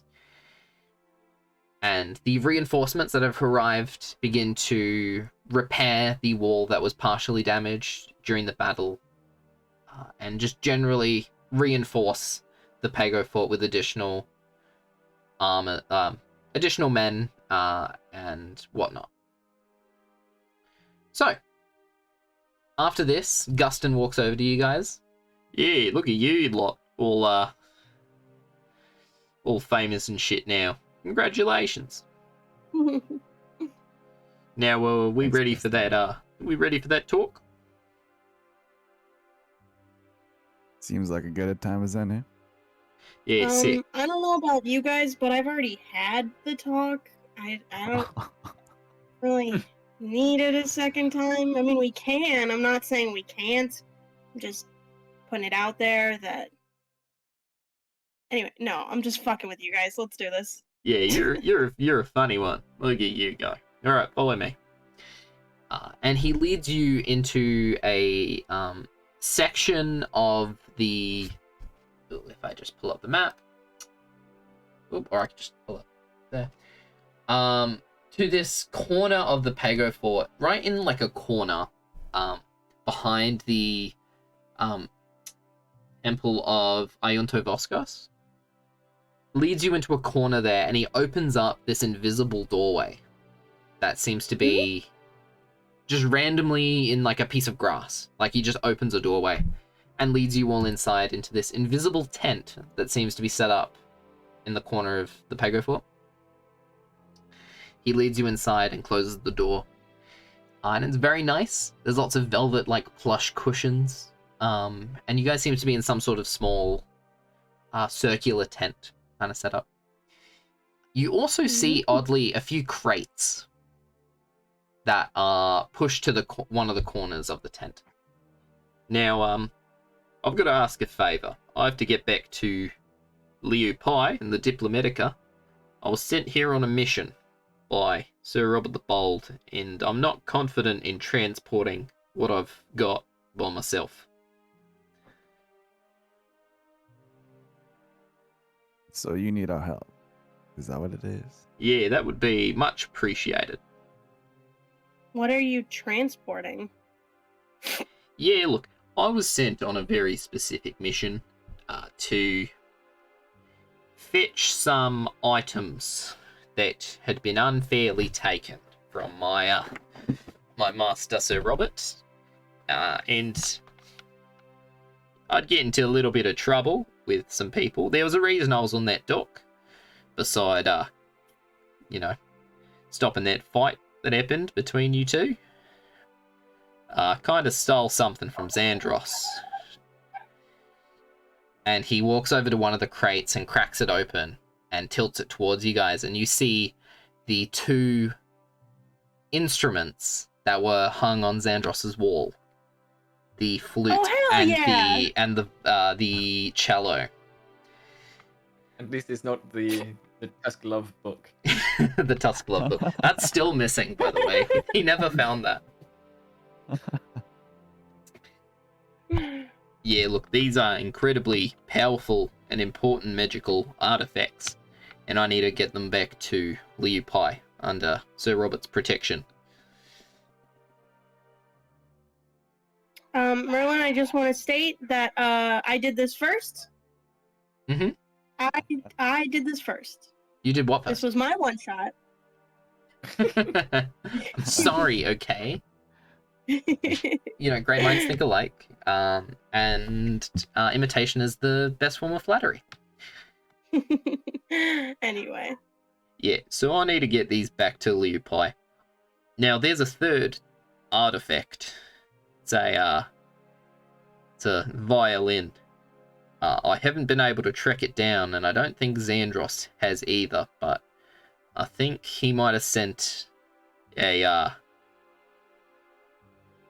somebody to go find it, or like a group. Have you guys heard anything about that?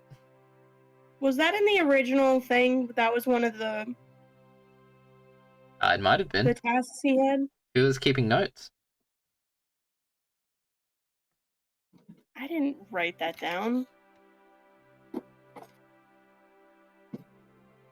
Session 1, y'all. Who took down notes? It's only been 4 months. 3 months? It's been a while.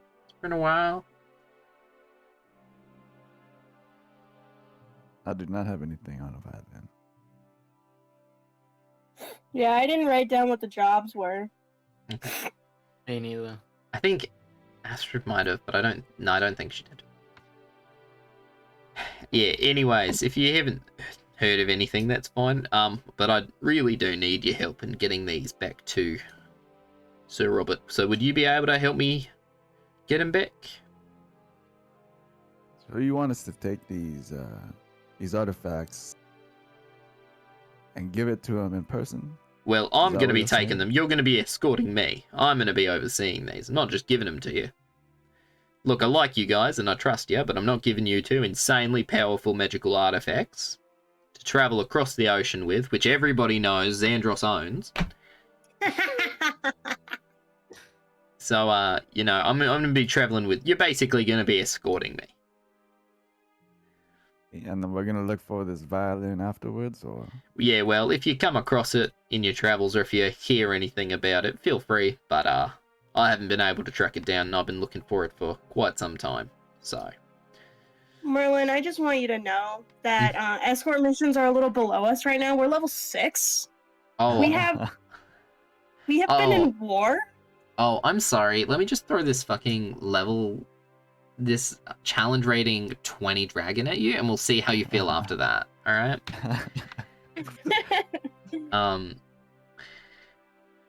Yeah. So, would you guys be able to do that for me? I'll look around to the group. I actually am gonna look at Lucy for this one. So I look around to everyone and kind of get their faces, and then I'll look back to Gustin and say, so what's in it for us? Money. Most likely money.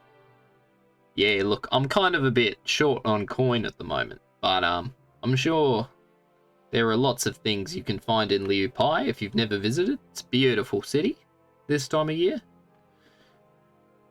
But I can get you a meeting with Sir Robert if you would like. But you actually do us that and one other thing. Yeah, what do you need, mate? Find us that ship. Yeah, no problems. I'm guessing that's the one Xandros fucked off on? That's the one. Yeah. Yeah, right. I can do that for you. Shouldn't be too hard. It's called the Ruby of the East, if that helps you out. Yeah, that's great information to know. Thank you very much.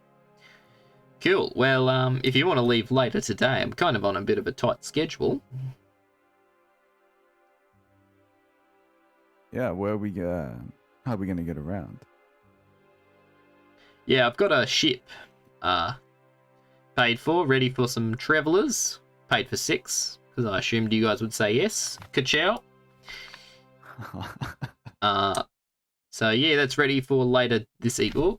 Who we lost? We lost Pastel again? Yes. And And she's back. unlost her. Did y'all hear my amazing joke? No. What amazing Oh. joke. Which one? I think your joke would have been so good that your internet died. Yeah. It was just too good for the universe. Yeah.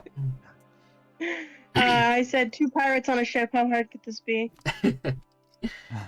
Yeah, right. Well, how hard is Matif? Okay, your internet should have gone out. That joke was great. So, yeah. So I'm gonna head down to the ship. If you guys want to meet me there later on today, just head down and we'll talk some more on the ship. But I would really appreciate it, guys. Yeah, if you can find us that ship, then I'm your man. Yeah, right. Let's have a look once we get back to the Upai. So, have we distributed the gold that we just got? The gold that Lucy got and didn't tell you guys about. Yeah, Lucy got it. Hey, Wait, we didn't get gold awarded for to saving us. the city? No, you guys got something better than gold, which is Feeling of achievement. the feeling of achievement, and Or a friendship. and aid from literally one of the strongest countries on the eastern side of the world. So We also got a free apartment in every single city in the country. exactly, what more do you want? It's free real estate, right? Basically. I'm going to rent my Okay. room in the barracks out. Never mind. What is it? IB&B? That was a bad joke. Anyways. Yeah, right, lads. So, yeah, I'll see you in a bit. And he begins to usher you guys out of the tent and begins to bring his stuff out. So at this point, Amesh speaks up. Dudes, I've got something to tell you. You're pregnant? Bro, am I? And he looks down. And he's like, oh, shit, I'm not. Crazy. Okay, sorry. I need to do a little bit of soul searching, and I think I need to kind of go on my own way for a bit, because this druidic stuff leaving my body is not poggers, man. So, Sorry. so I think I just need to, like, journey for myself for a while. Maybe we'll meet up at some point. But I think I just need to be on my own for a little while, dudes. It's been a long few weeks, man. It's been a long month. Matif thinks about what just happened, like, in his dream and stuff, and he, like, sympathetically looks at Amesh, and he's like, of course. Tell me how that goes. Yeah, man. Once I come back from my soul searching, maybe a little bit of casual sex, I'll let you know.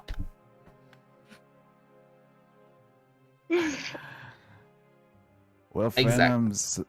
I'm sorry to hear that you're leaving. Did he get one of the medals that we got? Yes, he did. Okay. I'm going to reach out of my pocket and give him a platinum. Whoa, Hold it up, dude. man. Is Where this the fuck like did that come from? is this like money or something? Yeah. Cool. Maybe I'll find somewhere to use it. Like a shop. And don't Is spend it it the all in bus one fare place, though. home?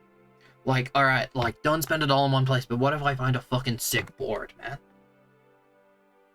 Well, friend, you buy that board with whatever you got. Dude, And when he says that I'm going to, like when we first met, give him a fist bump.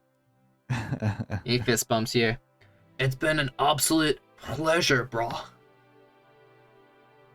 Really glad you didn't knock me back this time. No problems. Hey, did our group ever get like a fucking name?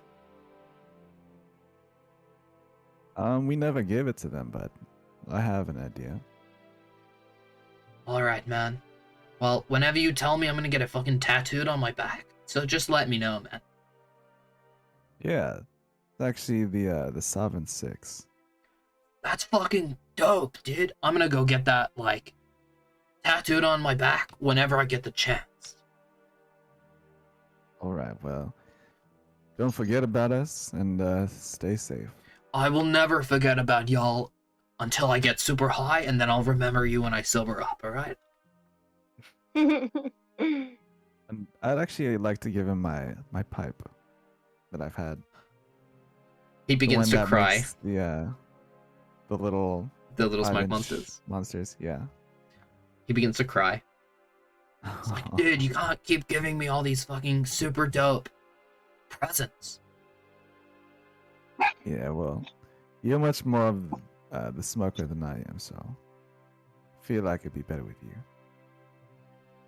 Kind of looks down. He's like, well, I have to give you something then, in return. And he reaches into his bag, and he pulls out this strangely shaped, like large plank of something, and he kind of like flips it out, and it kind of like turns into a huge surfboard. That kind of like flips out. He's had a second surfboard this whole time that he's just been traveling around with him. And he digs it into the earth behind him, and he picks up his normal surfboard, the red one. This is for you, man. May it serve you well. Well, thank you. It means a lot to me. You know, considering this is who you are, your surfboard. Yeah, look, man. Something you'll find out along the way. You're more than just your surfboard. I found that out in Vegas. Anyways, I'm off now. Have a radical time, dudes. And he gives all of you a big hug. And you guys watch as Amesh walks towards whatever adventure Amesh is off to next. And you now have the surfboard of radical movement, which is technically a shield. Only you had an Which arm to I- use it with. Yeah. Yeah, you should be able to find that in the if you go to manage inventory, add items. So actually, I'm gonna add it to your. I've just added it for you. There we go. So if you would like to attune to that, go ahead. Or as soon as I get that arm, I imagine. Yeah, you can't use it just yet. You can either use the sword or the surfboard. Yeah. So. Going into battle with only a surfboard. Hey, Amesh has done that pretty much the whole time. Spells. So, I mean, if you're strong enough, a shield is also a club. that is true. So, you guys have a few hours before you need to meet Gustin down by the docks. What would you guys like to do? I have nothing I need to do. So. Okay. I would like to meet with Taika, actually. Sure. You head back to the barracks where you find Taika. You see that he's kind of resting up. Even though you did heal everyone's wounds, everybody's still really tired. It's been a big few days. So you see he's resting up in the barracks. You see he's in the general's room, just kind of like sitting on a chair, reading a book. And we're alone. Yeah.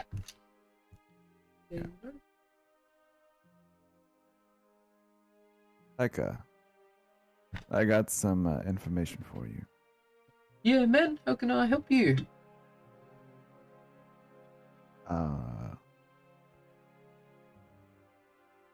I pull out the medallion that I got off the War Master, and I hand it to him. Oh, yeah, You ever shit. seen anything like this before? He turns it over in his hands. He's like, yeah, nah, man, I've seen this before. And he points to the Markovian crest. But this on the other side, don't know what the fuck that is. Crazy, eh? Yeah. I found it off the War Master. Wonder Oh. if there's something darker going on behind the scenes. I don't know, man. That's, oh, sorry about that. That's my dog. See, there's a little dog that's like yapping in the corner. Yeah, man, I don't know. Not too much of an expert on Markovian politics. Just war, basically. But How'd the War Master die, by the way? yeah, I fucking chopped off his head, didn't I? Oh, is that what happened? Yeah, man. He tried to decapitate me, so I blocked it and decapitated him instead. Good shit. Yeah, man, I believe in Draconic they call it pretty poggers. And one last thing. Couldn't help but notice your hand. And I'll point to the hand where it's looks like something's been taken out of it. Where'd that come from?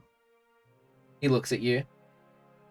And he says, same place I imagine you got your, yours from.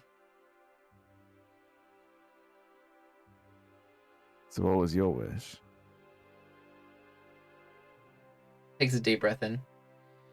Something that had to be done, but something I regret doing.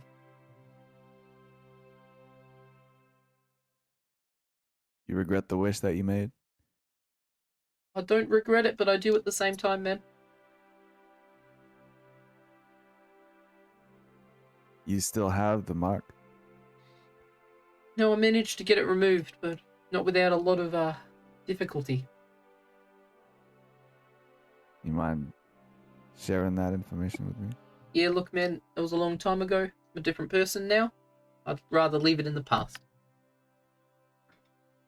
Fair enough. Well, thanks for the information, I guess. Not a problem, man. Hope you have a nice day.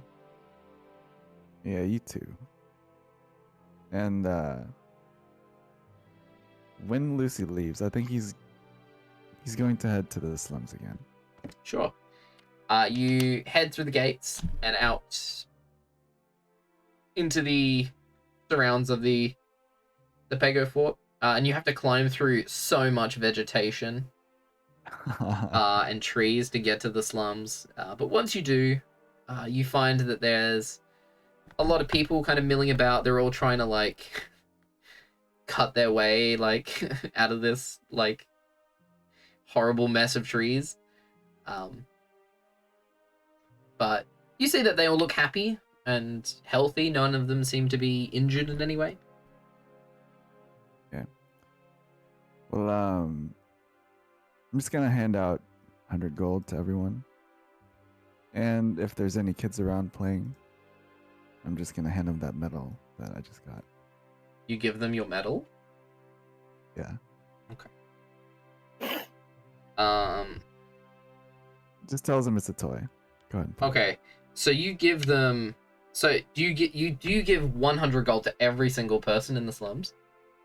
No, just 100 gold and distribute it to. Oh, okay. Cool. I was about to say. I was like, holy shit. A lot of gold. That's a lot of money. Sure. You give 100 gold to the people in the slums. Give your medal to some kids who are like, well, look at me! And they put on the thing, I'm a hero! And they begin running around like a toy stick. A toy sword. I don't know why I said stick. Toy sword. And then sure. just go back to the group. Dante, anything you wanted to do? Not really, no. Just sort of actually going outside of town and just sort of looking at the sort of nature that I've changed. Like looking at the fields and the slightly bigger forest outside the slums, just sort of admiring nature. Sure. You see While they try to cut it down. Yes. You see the huge field of corn that you've grown. And you look towards this new huge grove of trees, and you see all of them have a slightly reddish tinge to them. That's all. Very beautiful. That's all I'm doing. Cool.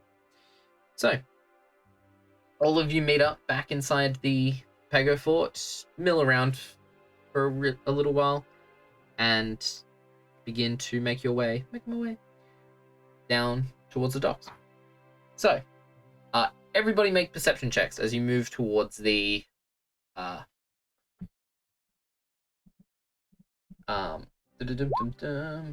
the docks.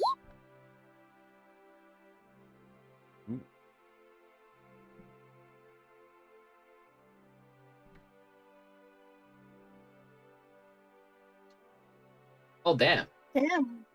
God damn! I see everything. Yeah, you do. Dante, you see it first.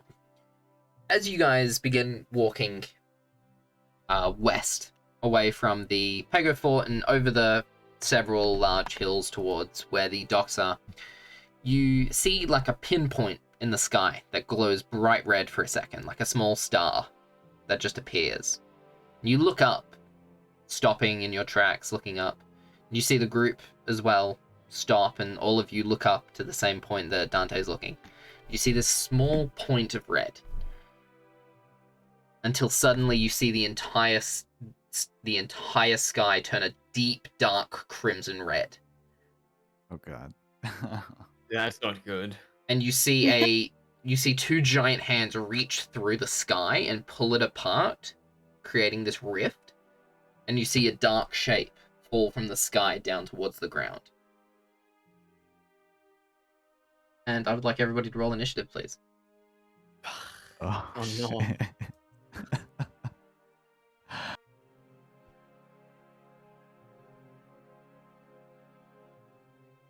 I think we messed up in the timeline somewhere, boys. And just for ease, I'm going to say Eefa isn't with you guys. What about Emmyth? Emmyth is with you guys. I'll be playing Emmyth. Oh hello, Did you get my I'm initiative Emmyth. roll? I'm hot. Yes. Yes, we did. Okay. I'm a hot, sexy woman. Dante!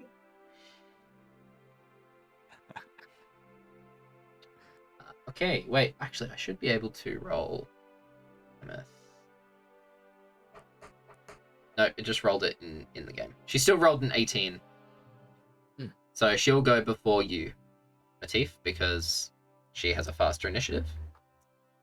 And give me 3 seconds, because I just need to find the thing. Token editor.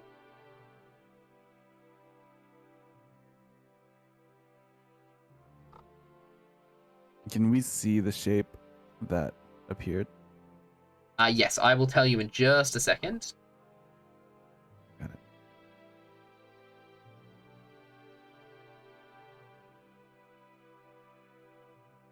Wyndham, roll initiative!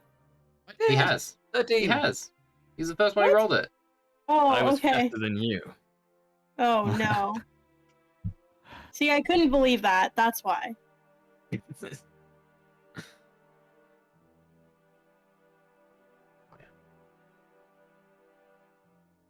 mean, it's not like we have an ordered list of every dice roll we do or anything. Oh, shut the fuck up, okay? Damn, man. Make me. I will come over to definitely not Germany and fight you. Hey, Astrid's here in chat. Oh, yeah. Hello. Well, I don't think that's going to be very easy as a cold-blooded snake. in I Scandinavian will winter. find a way. I will wear a sweater, a beautiful sweater. No, this is what you do. You wear the new Pastel branded merch. Okay, I was about to make that joke, but go ahead. Go off. I That was it. was gonna say a beautiful sweater with a beautiful woman on it. It was definitely not me or anything. Definitely not. Sorry, guys. I'm trying to find a specific mini. Mm. Okay.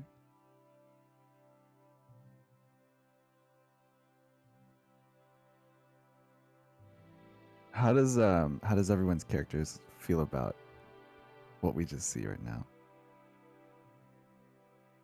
This is something I've seen before, yes? I guess the situation is mildly reminiscent of the creature in the. Ah, yes, I remember. Mm. A little bit. You're getting similar vibes, but definitely not the same thing. Okay. So I think there's definitely like a moment of like recognition on Matif's face before he hardens his stance Hey, Matif's getting and hard, gets guys. ready for battle.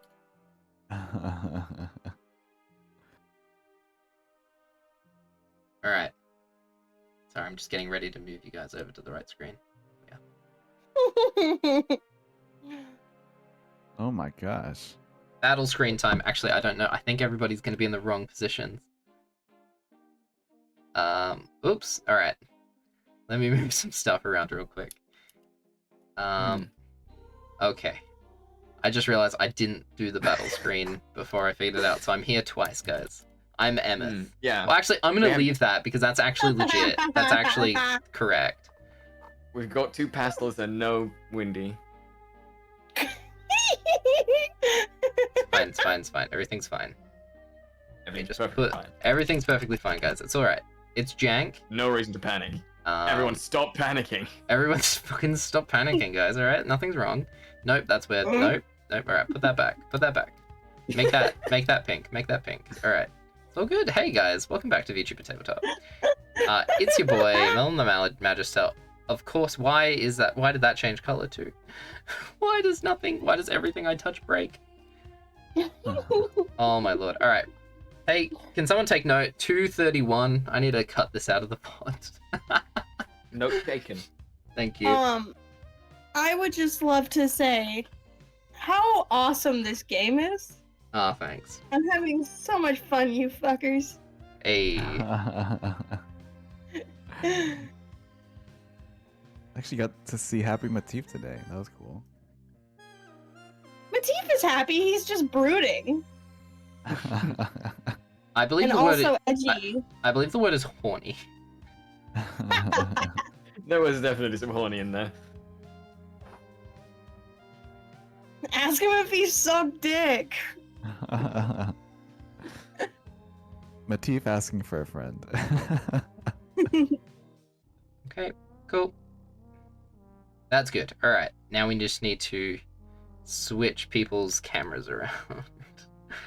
No, my I want to be lord. 2 people. You want to be 2 people? Yeah. No. But Fuck. you're 2 people. And Yume is me.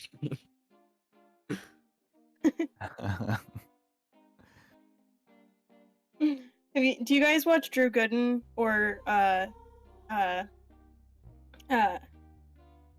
Danny Gonzalez at all? No. Mm-mm. They have a song called We Are Not the Same Person. And all I could think of was I am Lucy and I'm Matif and we are the same person. Alright. There we are. I fixed it, guys. Alright. Oh my lord. Alright. We're here. Yay. Okay. Can you guys see what is going on? Yes. Cool. You guys are on the battle page? Sweet. So, you guys see the sky turn red briefly. These 2 huge hands rip a hole in the sky open, and you see these 2 shapes fall to the ground. and connect, and you see these two huge chimeras face you. So, Lucy, you're first. Right. Alright. Alright.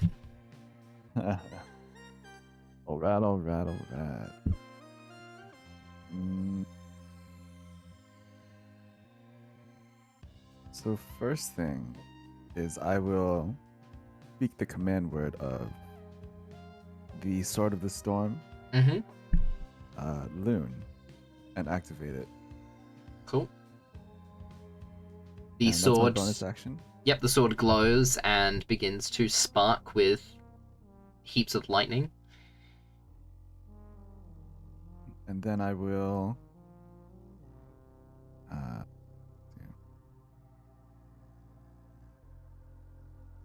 go ahead and move.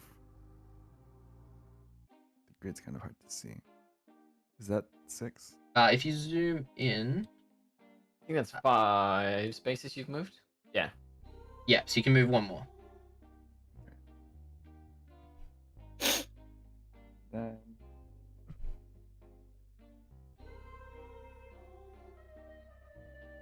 I will cast Vicious Mockery on one of the chimeras, the one on the top. Sure.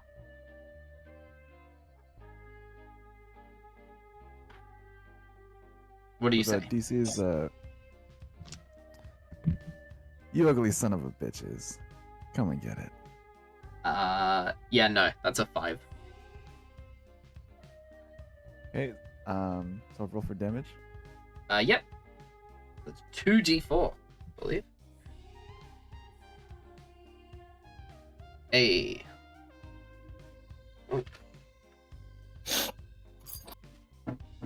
then he gets advantage on his next attack roll, right? Yes, you do. Okay, cool. Okay. Sweet. Deal a whole 4 damage to one of them. Hey, it's okay. I heard him literally just by insulting him. It kind of looks at you and it's like, oh,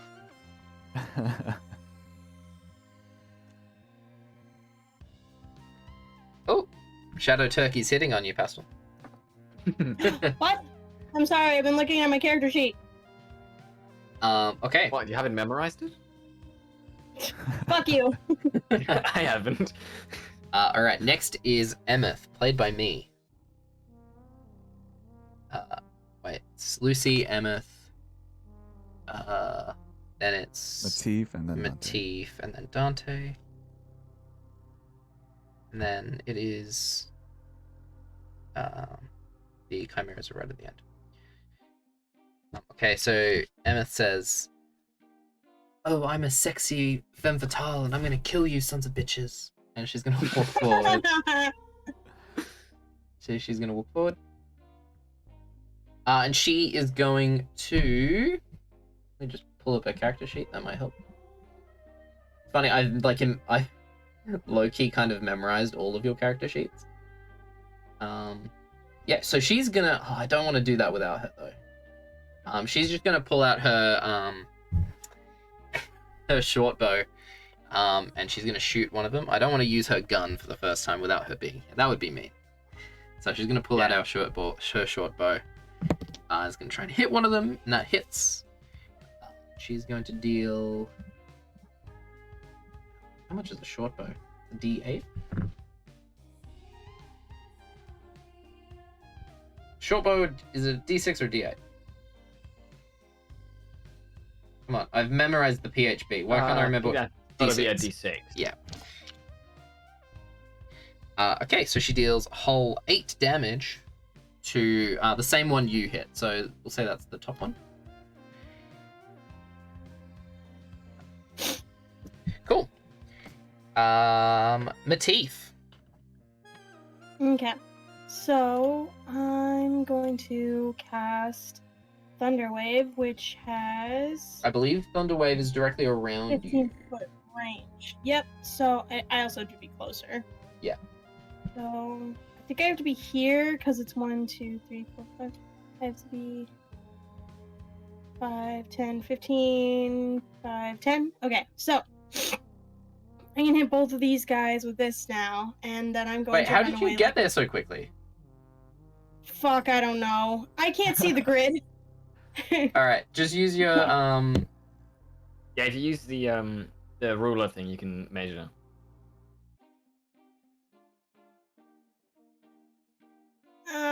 Fuck that, never mind. I'm gonna move... Nah, I'm gonna be right next to Emmyth. I forgot that you had to, like, think yeah. about movement for a minute. Yeah, I'm just gonna move I'm to be sorry! like right I'm trying behind to do, them. like, 3 things at once! I'm gonna I be in the most. teleport behind them. Omoe shinderu. Nani? Then let's see. I will cast my new spell, Dust Devil. Hey, cool. Where are you gonna summon it? 60 feet. Good question. I'm gonna summon it right here. Cool. Let's make him a little circle. Okay. So right where? I Sorry. can't move it. No, I I can't can. move it. I can move it. Right here on his paw. This one. Yep. Bam. And then I can move it as a bonus action, but I won't move it on this turn because Yep. the delay. Mhm. Anyway, he needs to make a strength saving throw. Making a strength saving throw.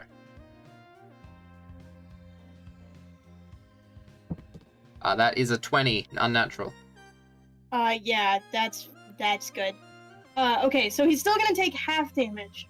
Hog. And I'm casting it at 2nd level, so he'll take 2. Wait, do I get to ask my spell modifier? No. So he'll take 2 bludgeoning damage. 2 whole bludgeoning damages. Nice. I know. Cool. Sweet. That's your action? Yep. Anything for your bonus action? Nope, that'll be my turn. Cool. Next is Mr. Dante. Yeah. In one move, he just kills them both. So I'm not as fast as you people, so I can only get here. Halflings. And I will hit the top Chimera with just 2 good old-fashioned Eldritch Blasts. Oh, roll them. Eldritch Smash. That misses. That misses, and the next one goes. 15 hits. Woo! 7 damage. Okay, a whole 7 damage. The top one? Yes. Cool. You send your blast of Eldritch Magic out. One of them sails wide over the goat head. The other one hits the dragon head right in the face. Cool. And that's the end of your turn? Yes. Okay. Yes. Next are the Chimera's turns. They can move very far, I think. Yes. So they're gonna fly over.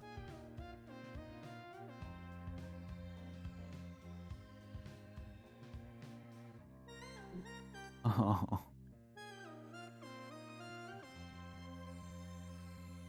Cool. And they're each gonna make 3 attacks. Fuck Ooh. this. And I don't believe you've cast Mage Armor yet, Matif, right? No, I like to say that I assume I do it every day, but probably not. Okay. Today was not an adventuring day. Today was just Right. a going around town day, and now this has happened, and I'm fucked. Alright, only 2 of them hit. Do you have my armor class memorized? Yes, I have all of your stats memorized. That is such a bad... Oh, God. I believe it's 13, right? Is that- No, it's 14 because of your magic items. It's 15. 15, goddamn. Yeah, because you got the other plus Riggedy 1. wrecked. Yep, so you take 9 points of damage on the first one. Oh boy, Okay. and oh, the big one hit as well. So you take one. So one of them bites you. So the lion bites you, and then the ram's horns come in, and you take. Oh shit, man! Take 12 points of damage after that. So that's combined. It would be 21. Yes. After the lion's head comes in and bites you and holds you in place, the ram's horns come in and smash you. Okay, next is going to be Lucy. Actually, it's in range to hit Dante as well. He does have disadvantage. Why does he have disadvantage? Because of the... Vicious Mockery. Yes, Vicious Mockery. Yeah. So that's just disadvantage on the first one. Natural 1. Second one against you is a 15. So my armor class is 18. So it misses. Oh, actually, it'll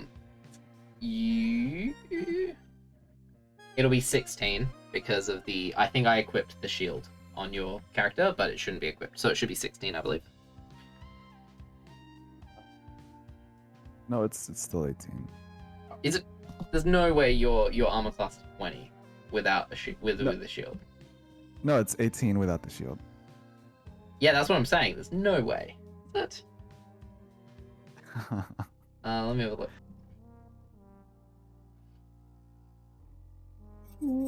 We have normal bread. Holy shit, it is too. Christ almighty. Alright. Cool. Yeah. Okay, cool. So those two miss, and the third one is going to be against Dante, which is 15 to hit, Dante? That hits. Okay. So that's the third one, which is just the claws. That is 8. That is 12 points of slashing damage, which I believe is halved. Yeah, because I'm resistant. Cool. So you take 6 points of slashing damage. Cool. And one of them is going to use... Actually, no, it's not. They're not going to do that just yet. Okay, back to the top. Lucy. So the first thing I'll do is... let's see.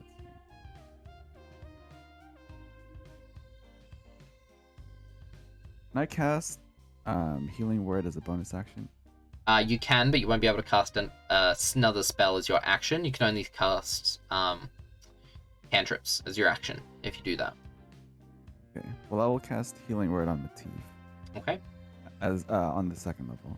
Second level, Oh, alright. thank God. So that's 2d4 plus your charisma modifier. Yes. Oh, wow. That's a lot of healing.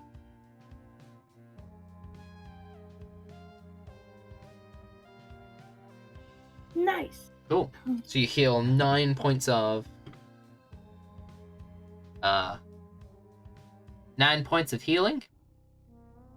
And as your action, Lucy? Yes. So... let's see.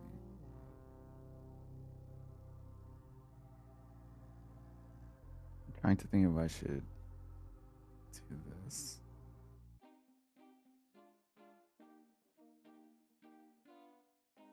Okay, so actually I'm just going to... Okay, so I'm going to use one of the wish dice. Okay. So... Oh, actually, we haven't talked about this yet, what wish dice do. Yeah, I can explain it. Sure.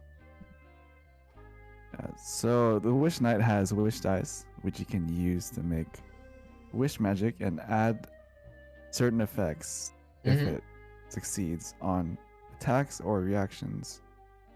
So the one I'm going to use is the wish magic slot. So when I hit a creature with an attack, I will expend one of the wish die to wish slot upon the creature. And so I'll add the wish die to the attack's damage roll. And if the target is large or smaller, it must make a strength saving throw. On a failed save, the target becomes prone. Okay, cool. No problems. Do that. So roll to hit first. Because I believe you need a hit first to inflict sloth. Yeah, 22 hits. Full damage.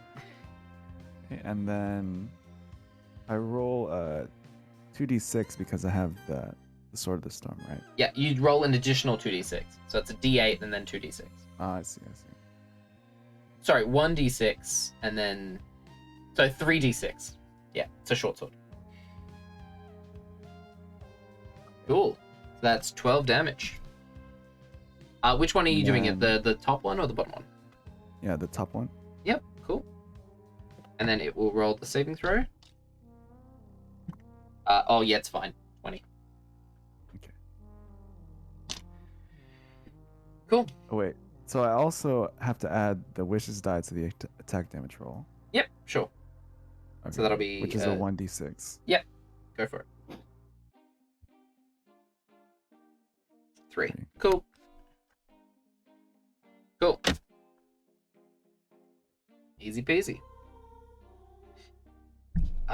That's your turn? That is my turn. Cool. Were you moving somewhere as well? I'm gonna stay right there. Okay. Next is Emmyth. She's gonna say, "Oh, I'm so hot and dangerous," and she's gonna, five. No, that one's not moving. Just stop moving. She's gonna move there. And she is going to layer. I need it to back. There we go. Need to put these both like to the furthest back so I can grab all of the other tokens. She's gonna move here so that she's flanking, and she's going to make her attack with Hourglass. That definitely hits. That is a lot of sneak attack damage. How do you see how much sneak attack damage is? I forget. Sneak attack damage should be 1d6 per level. Per rogue level. Right, so it's 3.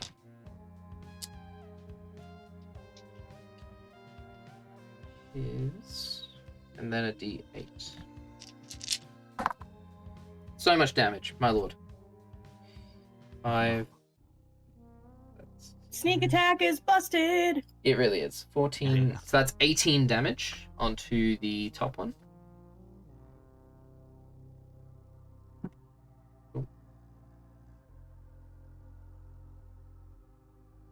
Cool. This Chimera up the top is looking a little bit hurt. Not too bad, but he's looking a little bit hurt. Cool. It's gonna be her turn. Matif. Dude, you're really you're between a rock and a hard place right now. I'm always between a hard place. That's true. Okay. I'm gonna use my sorcerer points to quicken a spell. Sure. Which means I can cast 2 spells this turn, You but can it does cast. mean my dust You can cast 1 spell on a cantrip. I don't understand that, by the way. Just because it says when you cast a spell that has a casting time of 1 action, you can change the casting time to 1 bonus action. Bonus action, yes. So you can. Most cantrips are an action. Yeah, But but you why can't can't I cast- cast a normal spell? You can cast a normal spell using it. No. You can still make a. You can still make a spell a bonus action, right? But Mhm. using your action, you can't cast another spell, a leveled spell. You can cast a cantrip with it. That's what I'm saying. I just don't understand. Well, I mean, like, I believe you. I just don't Yeah. understand why they did that. I believe it's a balance thing. Yeah. But I only get 6 sorcerer points anyway. I can only Yeah. do that. Whatever. It's fine. Fine. I'm sorry. I'm not salty about it at all. I believe you, So- 100%. You don't Barking sound at stressed me. all. Okay. So, I'm going to... Fuck, how bad does... No, wait. I can make this work. I can make this work into my favor. I think.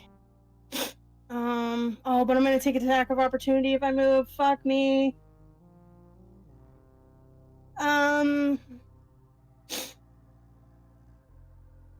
Well, I'm going to cast Snillock's Snowball Swarm, which has a 5-foot sphere within a 90-foot range, but that doesn't really fucking matter because he's right fucking here. Wait. Can I? It's a 5-foot on all sides, right? So I get 1 square and then I get 5 feet. 5-foot radius. Yes. Okay. So I'm gonna put it here.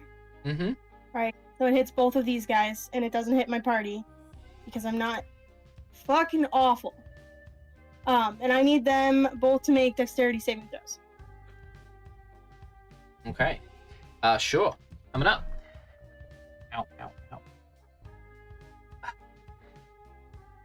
Okay. Dexterity saving throws.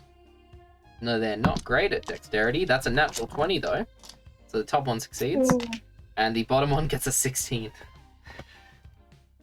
Okay, my modifier is a +3, so that makes it a 7. Okay, remind me if this is correct, right? My attacking save is a dex. My dex is a +3, which means that 14 + 3 is 17, correct? No, so it'll be your just regular spell save. Is that what you're talking spell about? Save. Which is, if you go to My spells, spell it's save right at the DC is 14. 14, yes. But what's my modifier do? That includes your modifier. Oh, okay. Yeah. So. Anyway. I This see. thing. Do they Does still it take go up with my half? level though? What was that? Sorry. Doesn't that go up with my level though? Shouldn't it be something plus my level? No, so it goes up with your proficiency bonus and with your charisma. But yeah, proficiency changes with level. Proficiency changes with level, yeah. So it'll slowly get more powerful over time. Oh, okay. Because That's in just a Pathfinder, straight up stat it's increases. +1 per level. Of course, Pathfinder likes to do a lot of math, but anyway, not the point. Yeah. I believe they still Okay, take so both of half them- damage. Yeah, both of them will take half. Did it roll damage? Oh wow. Mhm. 18. So they'll take half, which is Uh-huh. 9. 9.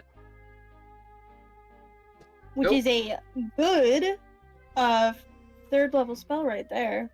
And then I'm going to cast Spark Bolt. Or wait. Yeah, I'm gonna cast Spark Bolt. I think this is enemy within range at cantrip level. I have to make a spell attack. Which one are you making out? The one right in front of you or the one further away? Because if you're doing it the one you're in melee with, you're Ranged. yeah, it's gonna be a Yeah, disadvantage. so I'm gonna do it against this one. Cool, go for it.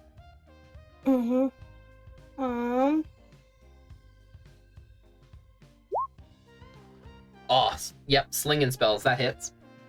Okay. Oh. Oh. Wait, that's not right.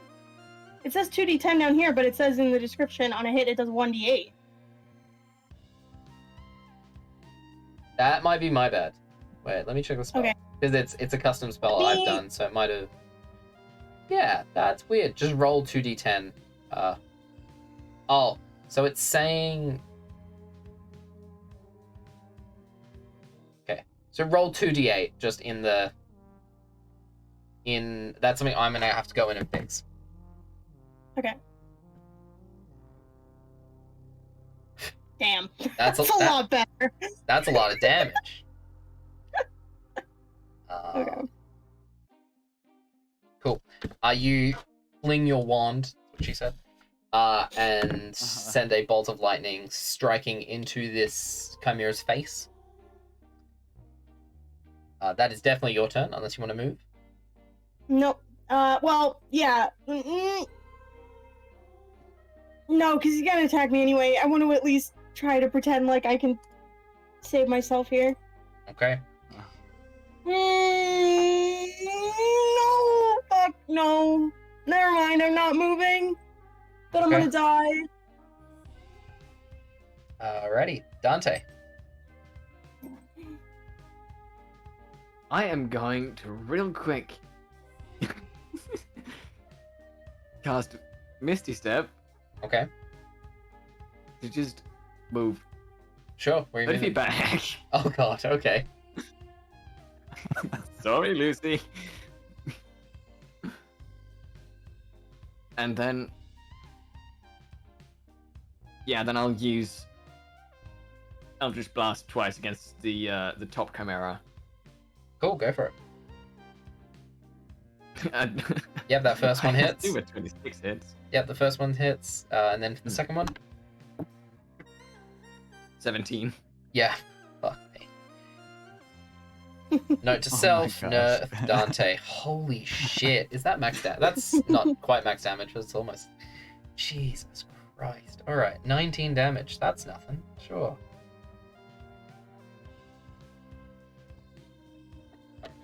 Cool. So you send 2 blasts of bright green eldritch energy smashing into the top chimera. At this point, its lion's head looks really fucked up. And the goat's head and the dragon's head are looking at the lion's head like, oh my god, buddy, are you okay? Okay. Is that the end of your turn? Yep. Okay, now it's Chimera's turn. Let's start with the top one. He is going to... He's going to fly 5 feet up into the air.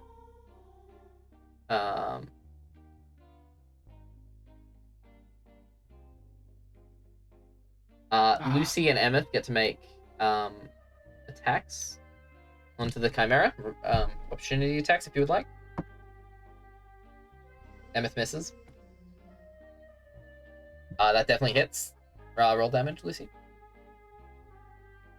Oh my god.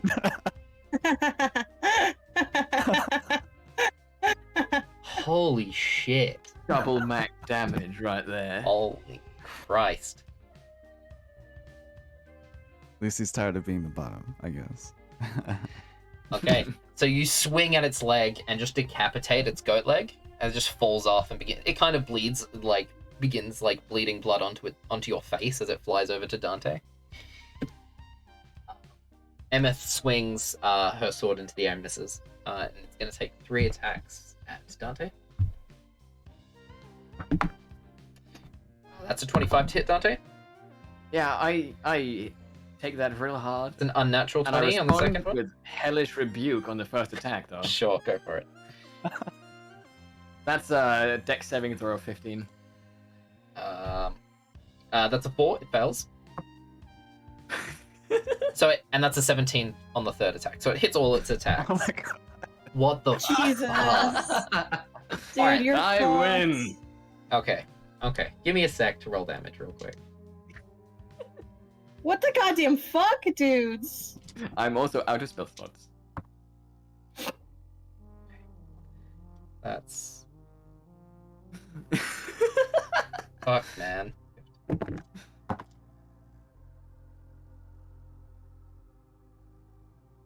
What happens after a night out with the boys? Just everything just goes well, I guess. Dungeons and Dragons ball.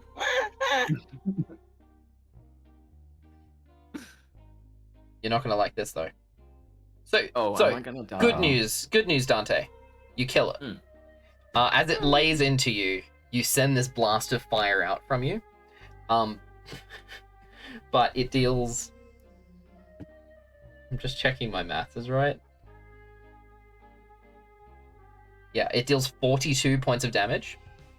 Holy shit! Alright. It landed all 3 of its attacks. Are And you damage like dead? I believe he's still up. I have a lot of health, but like, what is it all slashing? Piercing, bludgeoning. Okay, so Yeah, Oh, I have shit, I have half of piercing it's- and slashing. fuck you, man. Try and do one thing. That's sorry, I'm trying to do math. I never intended for it, but Dante is a beast.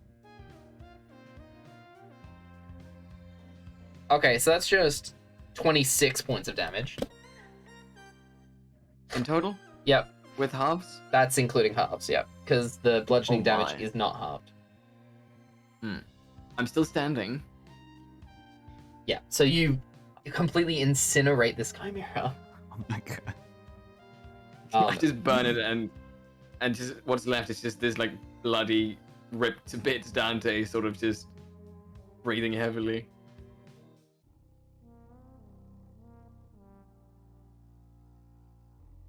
So it's going to reposition itself right here.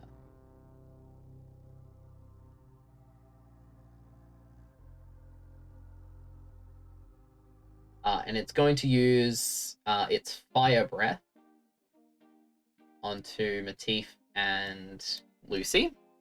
So I need you Oh. both to make dexterity saving throws, please. Oh, okay. Now, you've killed the first one, but this second one is basically untouched. I hit it with my snowball storm. Yeah, and you've dealt 11 damage total to it. It's better than nothing. It's better than nothing. Yeah, so I need both of you to roll. Cool. Matif, you succeed. So you take half damage, and Lucy, you fail.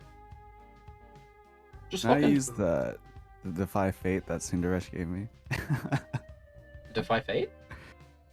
Yeah, so you told me that once per day, if I fail a saving throw or attack, I can choose to succeed. I did say that. Go for it. Oh.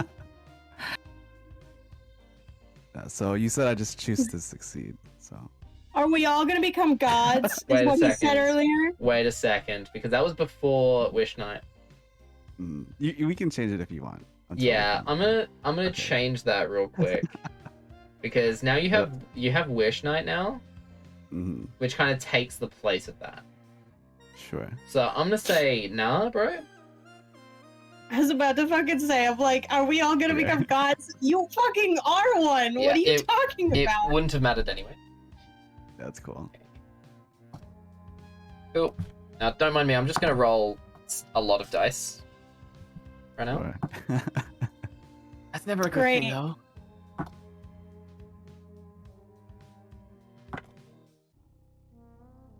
I hope you know, Dante, that 46 or whatever damage you just took would have almost one-shot killed me. Yeah. I have 45 max HP now.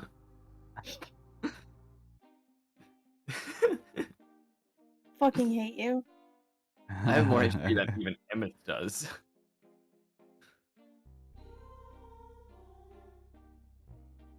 I mean, I Alright. do also have the AC of a halfling wearing a potato sack. Lucy, Mhm. you take 28 points of damage. Sorry, no, less than that. 23 points of damage. Wait, I'm sorry. Let me just check real quick. Alright. 27 points of damage. And Matif, you take 13 points of fire damage.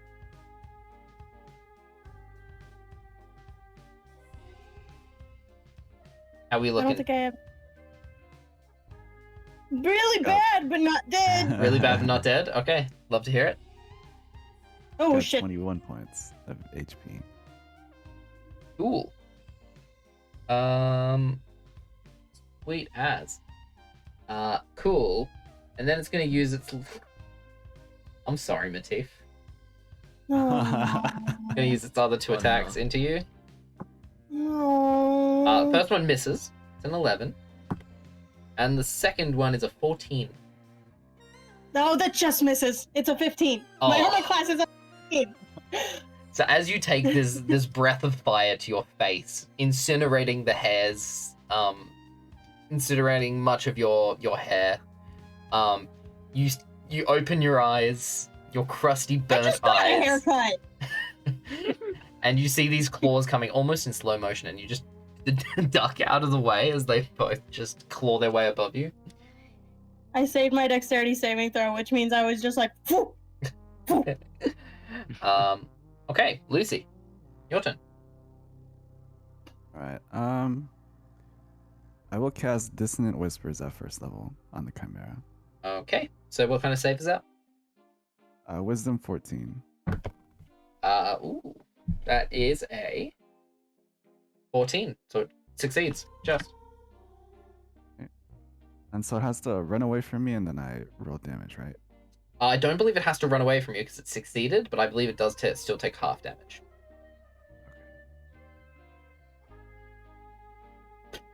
God, you guys are Oh my just gosh. fucking It rolling took my back snowball down. damage as ice damage, right?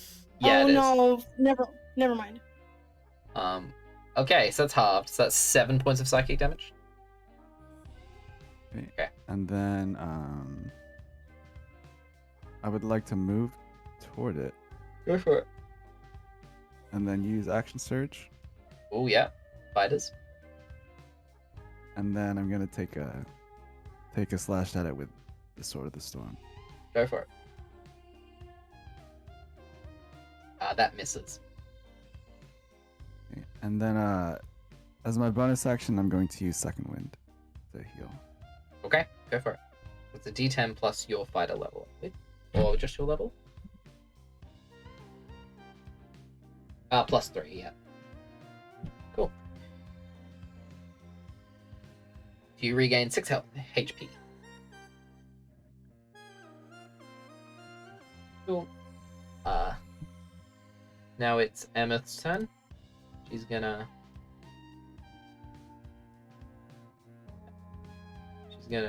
yeet over here. She's gonna take a swing at it with Hourglass. That hits. And because she's engaged with allies, deal a bunch of damage. That's a lot of damage. 12, 14, 15. Deals 15 damage to it. Just slashing into its front leg. Yep. That's her. Matif, it's your turn. Okay, so, I'm gonna cast Burning Hands Okay, at 3rd level. go for it.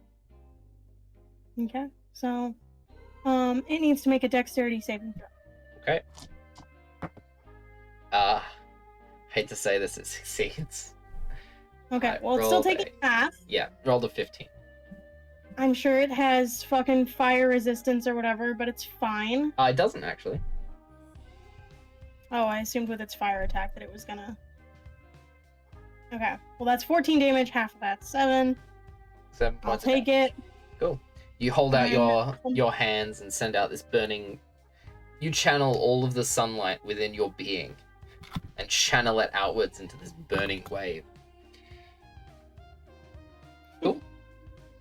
Anything else? And then I'm gonna move my Dust Devil over to on top of him, and then he has to make a it's strength saving throw. Strength saving throw. 9. 9. So he's pushed back 10 feet. I know he's kind of already off the map. Sorry about that. Fine. He's you can see his paws. And then he's gonna take 1d8 bludgeoning damage. Okay. And that's my turn. Cool. Just for the sake of this, I'm just gonna.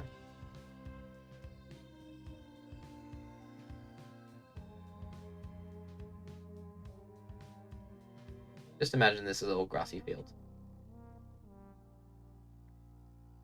Cool. And then do you want to move my Dust Devil Yes. to like here? Doesn't want to Please. Doesn't want to let me grab it. I'm just gonna draw a new one. It won't let me. Won't let me draw a goddamn circle. Bam. There we are. Okay. What would you like to do now? You can move now as well if you would like. Yeah, I'm going to cower behind my friends. Okay. Solid.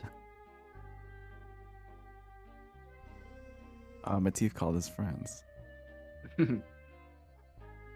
Alrighty. Well, apparently Then I'm I not will in end that my group. turn. Dante. Well, I think everyone knows exactly what I'm gonna do. Eldritch Blast. I'm gonna lift my hand and I'm gonna shoot a couple Eldritch Blasts his way. Cool. Go for it. First one hits. 17 and 10. 6 damage. Cool. Anything else? No, I'm perfectly fine with my distance. Sure.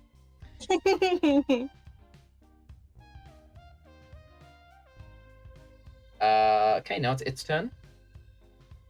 It's gonna roll to see if it recharges its fire breath. It does not.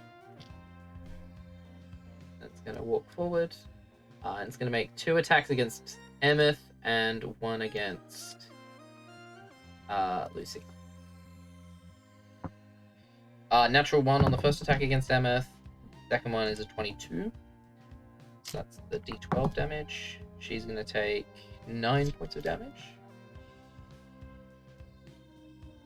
And the third attack against Lucy is going to be a natural 1 again. Swing and a miss. You what, Pastel? I'm sorry. You want to read that comment out loud for the group? What do you own? I own VTT. I have so many channel points that I own VTT. Well, I'm gonna send you a picture because I own infinite amounts of channel points on VTT. Fuck! Damn it! Like a trillionaire looking down on a billionaire. Like, no, not quite. No. No.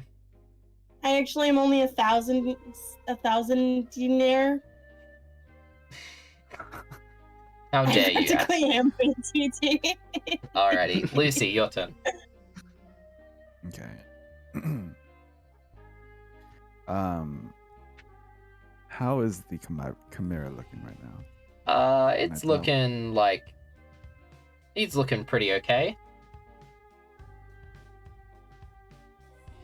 I'm going to cast. Also, you in the comments, this is war. The 3 of you, coming for you. I'm going to cast a healing word at 2nd level on myself. Okay, go for it. Oof. Now the bad rolls are coming. You heal for 6. And then I'd like to cast as my bonus action Combat Inspiration on Emmyth. Combat inspiration. What? Yeah, I realized that I've had it the whole time as a Valor Bard. Oh yeah, Valor Bard. Got you were one of those.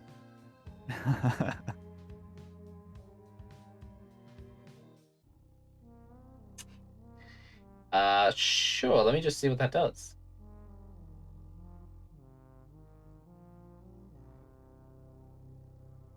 Okay. Yeah. Sure. Easy peasy. And then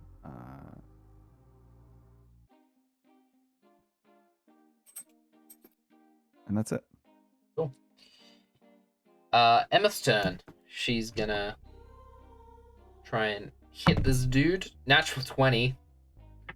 Ooh. And she's gonna use that combat inspiration. Roll an additional d6. What a team. Holy moly. It's gonna be so much goddamn damage. Oh, those are some high numbers as well.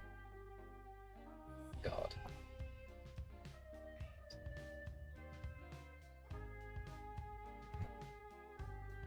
That is 43 points of damage. Oh my Holy god. shit! As she takes Hourglass, grabs the lion's head, and just shoves the sword through its head, and you just see the lion's head just go limp, and the goat head and dragon head look at each other and worry. while looking back at Emmyth. Oh yes, you've never dealt with someone like me.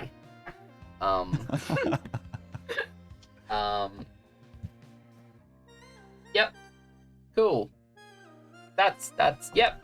She's gonna stay where she is. Matif, your turn. Okay. Well, this is gonna look like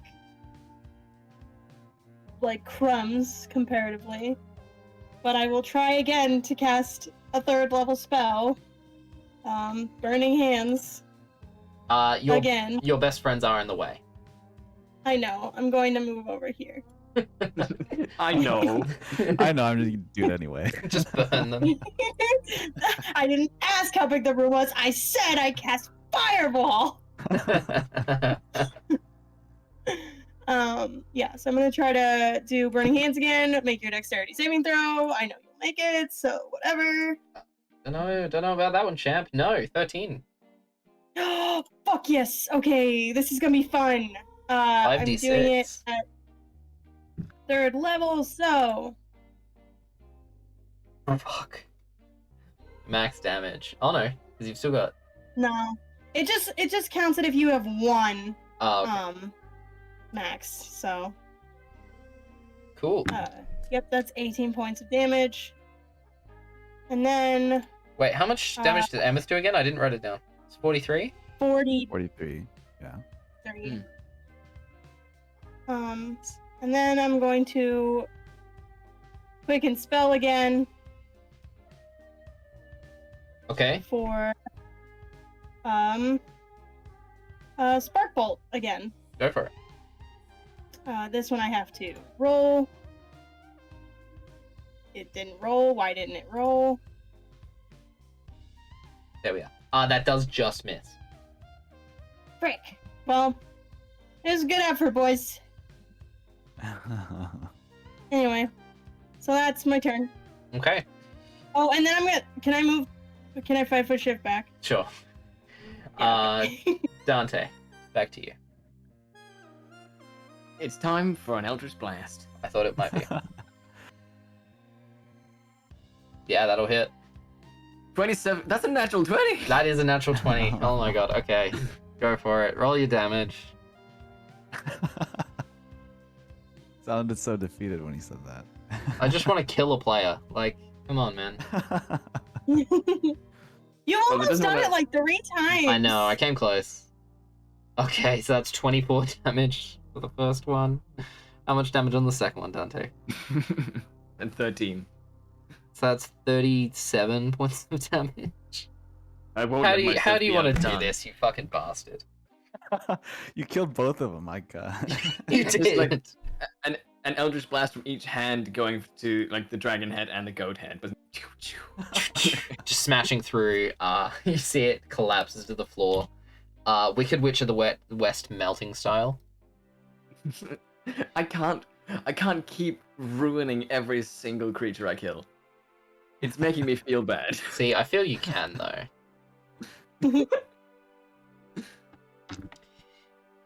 So, all of you managed to take out these chimeras, take stock around you, look to the sky, and you see that the red sky and the hole have disappeared, leaving you with the beautiful blue of southern Alma's land. What do you guys want to do?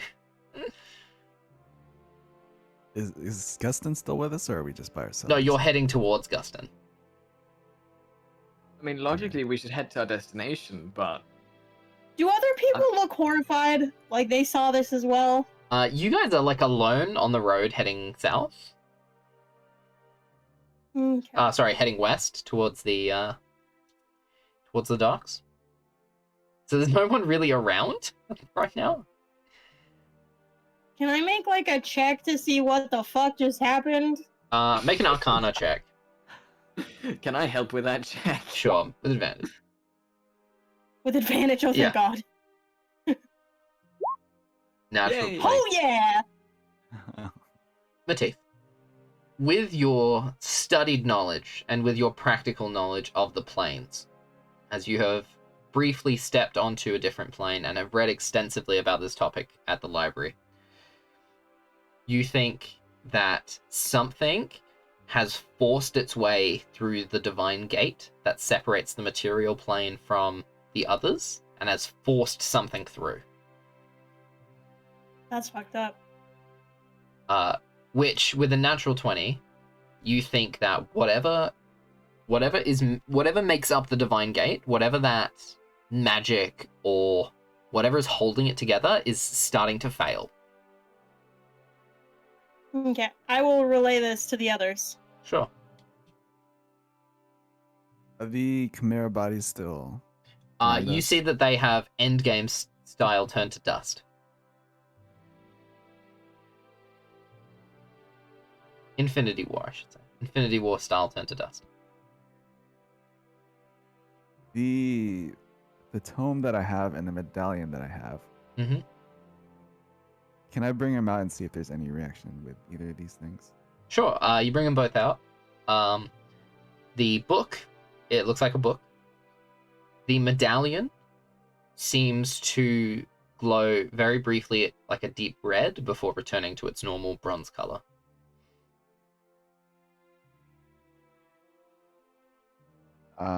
Let's see. Matif, will you come over here for a sec? Yeah. And then I'll hesitantly walk over there. And I show him the medallion. This thing just glowed for a little bit. I am much of a magic user, but maybe you can check it out. Is this the one of the fuck, I don't remember his name. War Master. Yeah. Yes, this is the one from the War Master. Okay. Can I make a religion check? Make a religion or arcana check. Okay, I'm much better at Arcana. 9. Ooh, Dude. 9. He shows you his medallion, but by the time he passes it to you, it stopped, like, glowing, if he tells you. So you don't really see anything weird about it. It's just a medallion. Yeah, I'll say that. I don't see anything weird about it. Just a medallion. Okay. Well, Lucy's gonna put it back in his coat. And he's gonna ask, you guys alright? A little scuffed up, but hey, that's how it works, I guess. And I do look really bad. Yeah, Matif looks fucked up. It's not good. I've also been better before. How much farther are we from our destination? You walk over the next hill and you're literally, like, so close to where you're trying to get to. Okay, well, I think it's a good idea that we go ahead and find some shelter before something like that happens again. Okay. So, you guys make your way down to the docks to the ship that Gustin has hired. You see he's like, yeah, g'day fellas, what the fuck happened with you lot? You look like shit. Yeah, well, we feel like shit. We were just attacked by 2 chimeras. Well, that's fucking weird, eh? Yeah. You ever had one of those days where 2 giant hands come out of the red sky and pull out a portal of some kind? Yeah, look, I know what you're talking about, alright? I've had some of those days, they're pretty bad, alright? I sometimes too feel like I just look up at the sky and think, oh, these 2 hands ripping open just the world trying to make me feel bad. Yeah, I feel that, man. Damn it. I think he means literally. Like, literally, 2 hands came out of the sky and... Oh yeah, that's Yeah. that's fucking whack, man. Nah, never seen something like that before. You have anywhere we can rest, and Sure. He takes you You do below realize deck. we have a free hotel room wherever the fuck we want, right? Yeah, I believe you have a free hotel room in the Awa Republic wherever you want, but we're heading to the Upai, so that's kind of different state of events. Shit, yeah, you're right. Fuck. Yeah, I know. He leads you down to below deck, showing you guys to your quarters. You guys have got like a little storage room that's been cleared out for there's some hammocks and stuff. Yeah, don't mind that. That's just my dog. It's all good. And you guys set off for Liu Pai. So, I'm just going to narrate this last bit, and then we'll finish up for the evening. Okay. All of you sail over the next few days, heading west towards Liu Pai, capital of the Diplomatica. You sail over calm, deep blue seas. You see that Gustin is deep in thought and seems to be taking notes and kind of chronicling the things that he's seen while he's been in Alma's land. About 3 days after you guys set sail, you finally begin to see the edge of Liu Pai, this sprawling metropolis on the edge of a cliff overlooking the ocean. You guys dock in the, I believe it's the eastern side of the city, where there's a large natural cove which has been turned into a dock. It is a huge dock, even by most seafaring city levels. Matif, you know that Liu Pai has one of the largest docks in the world, from what you're aware of. And it is just a beautiful city. A city of, yeah, nice dock, bro. You see incredible architecture. You see the bungalow-style houses of the Dragonborn. You see cute little hutches in the gnomish style. On the very edge of the cliff that overlooks the ocean, you see this grand castle made of deep, dark, grey stone with towering, sleek, elvish architecture. And you just see a metropolis of multiculturalism and trade. You eventually dock. Gustin steps off the ship along with his crate, which he seems to be levitating with some sort of magic. And you guys enter Liu Pai. And as you guys enter the city, you immediately know that something is wrong. Some of you have not been to Liu Pai before. I believe all of you except, I believe Matif, you've been here before, right? I believe you have. You're a sailor. You've been here. Emmyth obviously is back home. But you guys know that people, something is wrong. You see people rushing about dressed in black. You see that there are many people stood on the side of the street lighting candles and holding their heads solemnly in prayer or in respect.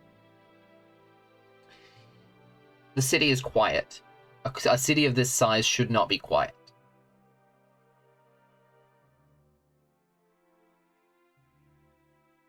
Gustin makes his way through the city. Yeah, something's wrong, guys. I don't know what's happened.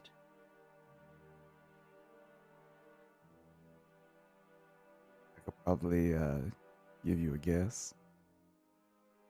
Yeah, what do you think's happened? Well, usually when someone important dies, people dress up and mourn their death. As you say that, he drops the boxes onto the floor. They crash to the ground.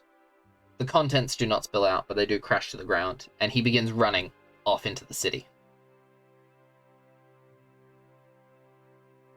You guys pick up the boxes that he left behind and, hurriedly follow him towards a beautiful, grandiose building at the center of the city. It's open on all four sides, and it seems to be a hybrid of like a pub and a dance hall, as well as a stage, an amphitheater. And you see a huge banner commemorating the death of Sir Robert the Bold. And that's where we're going to end tonight's episode, as you guys arrive in Liu Pai. Big episode, guys. You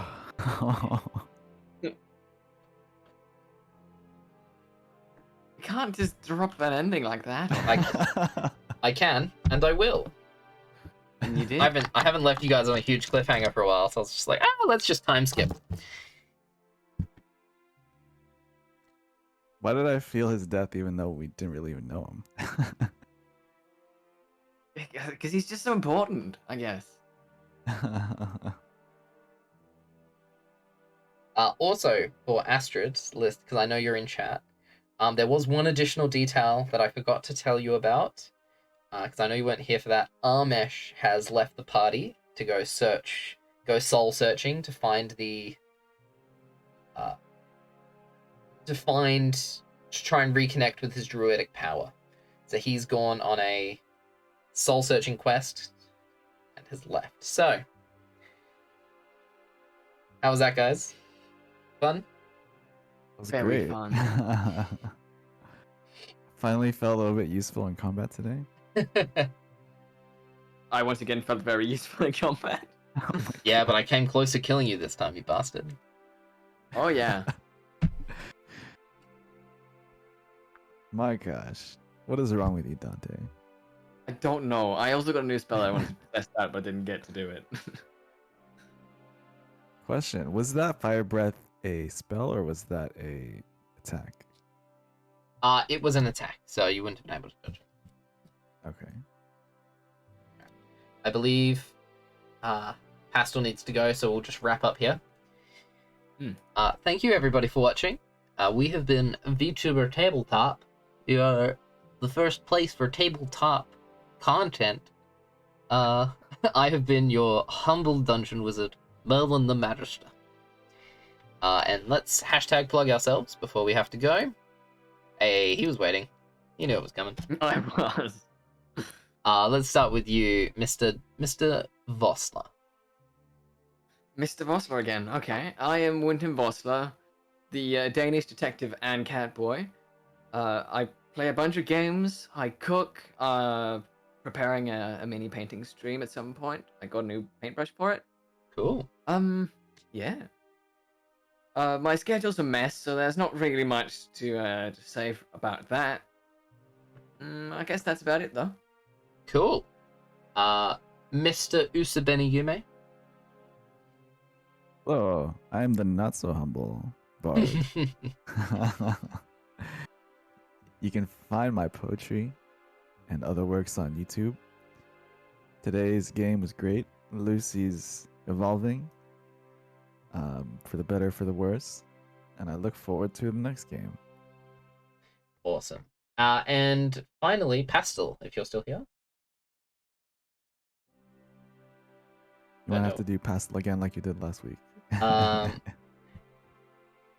god, how do I do American? I can only do Amish. What? Yeehaw! I'm PastelTheSnake. No! Not here! I'm from the South. No, Yeehaw!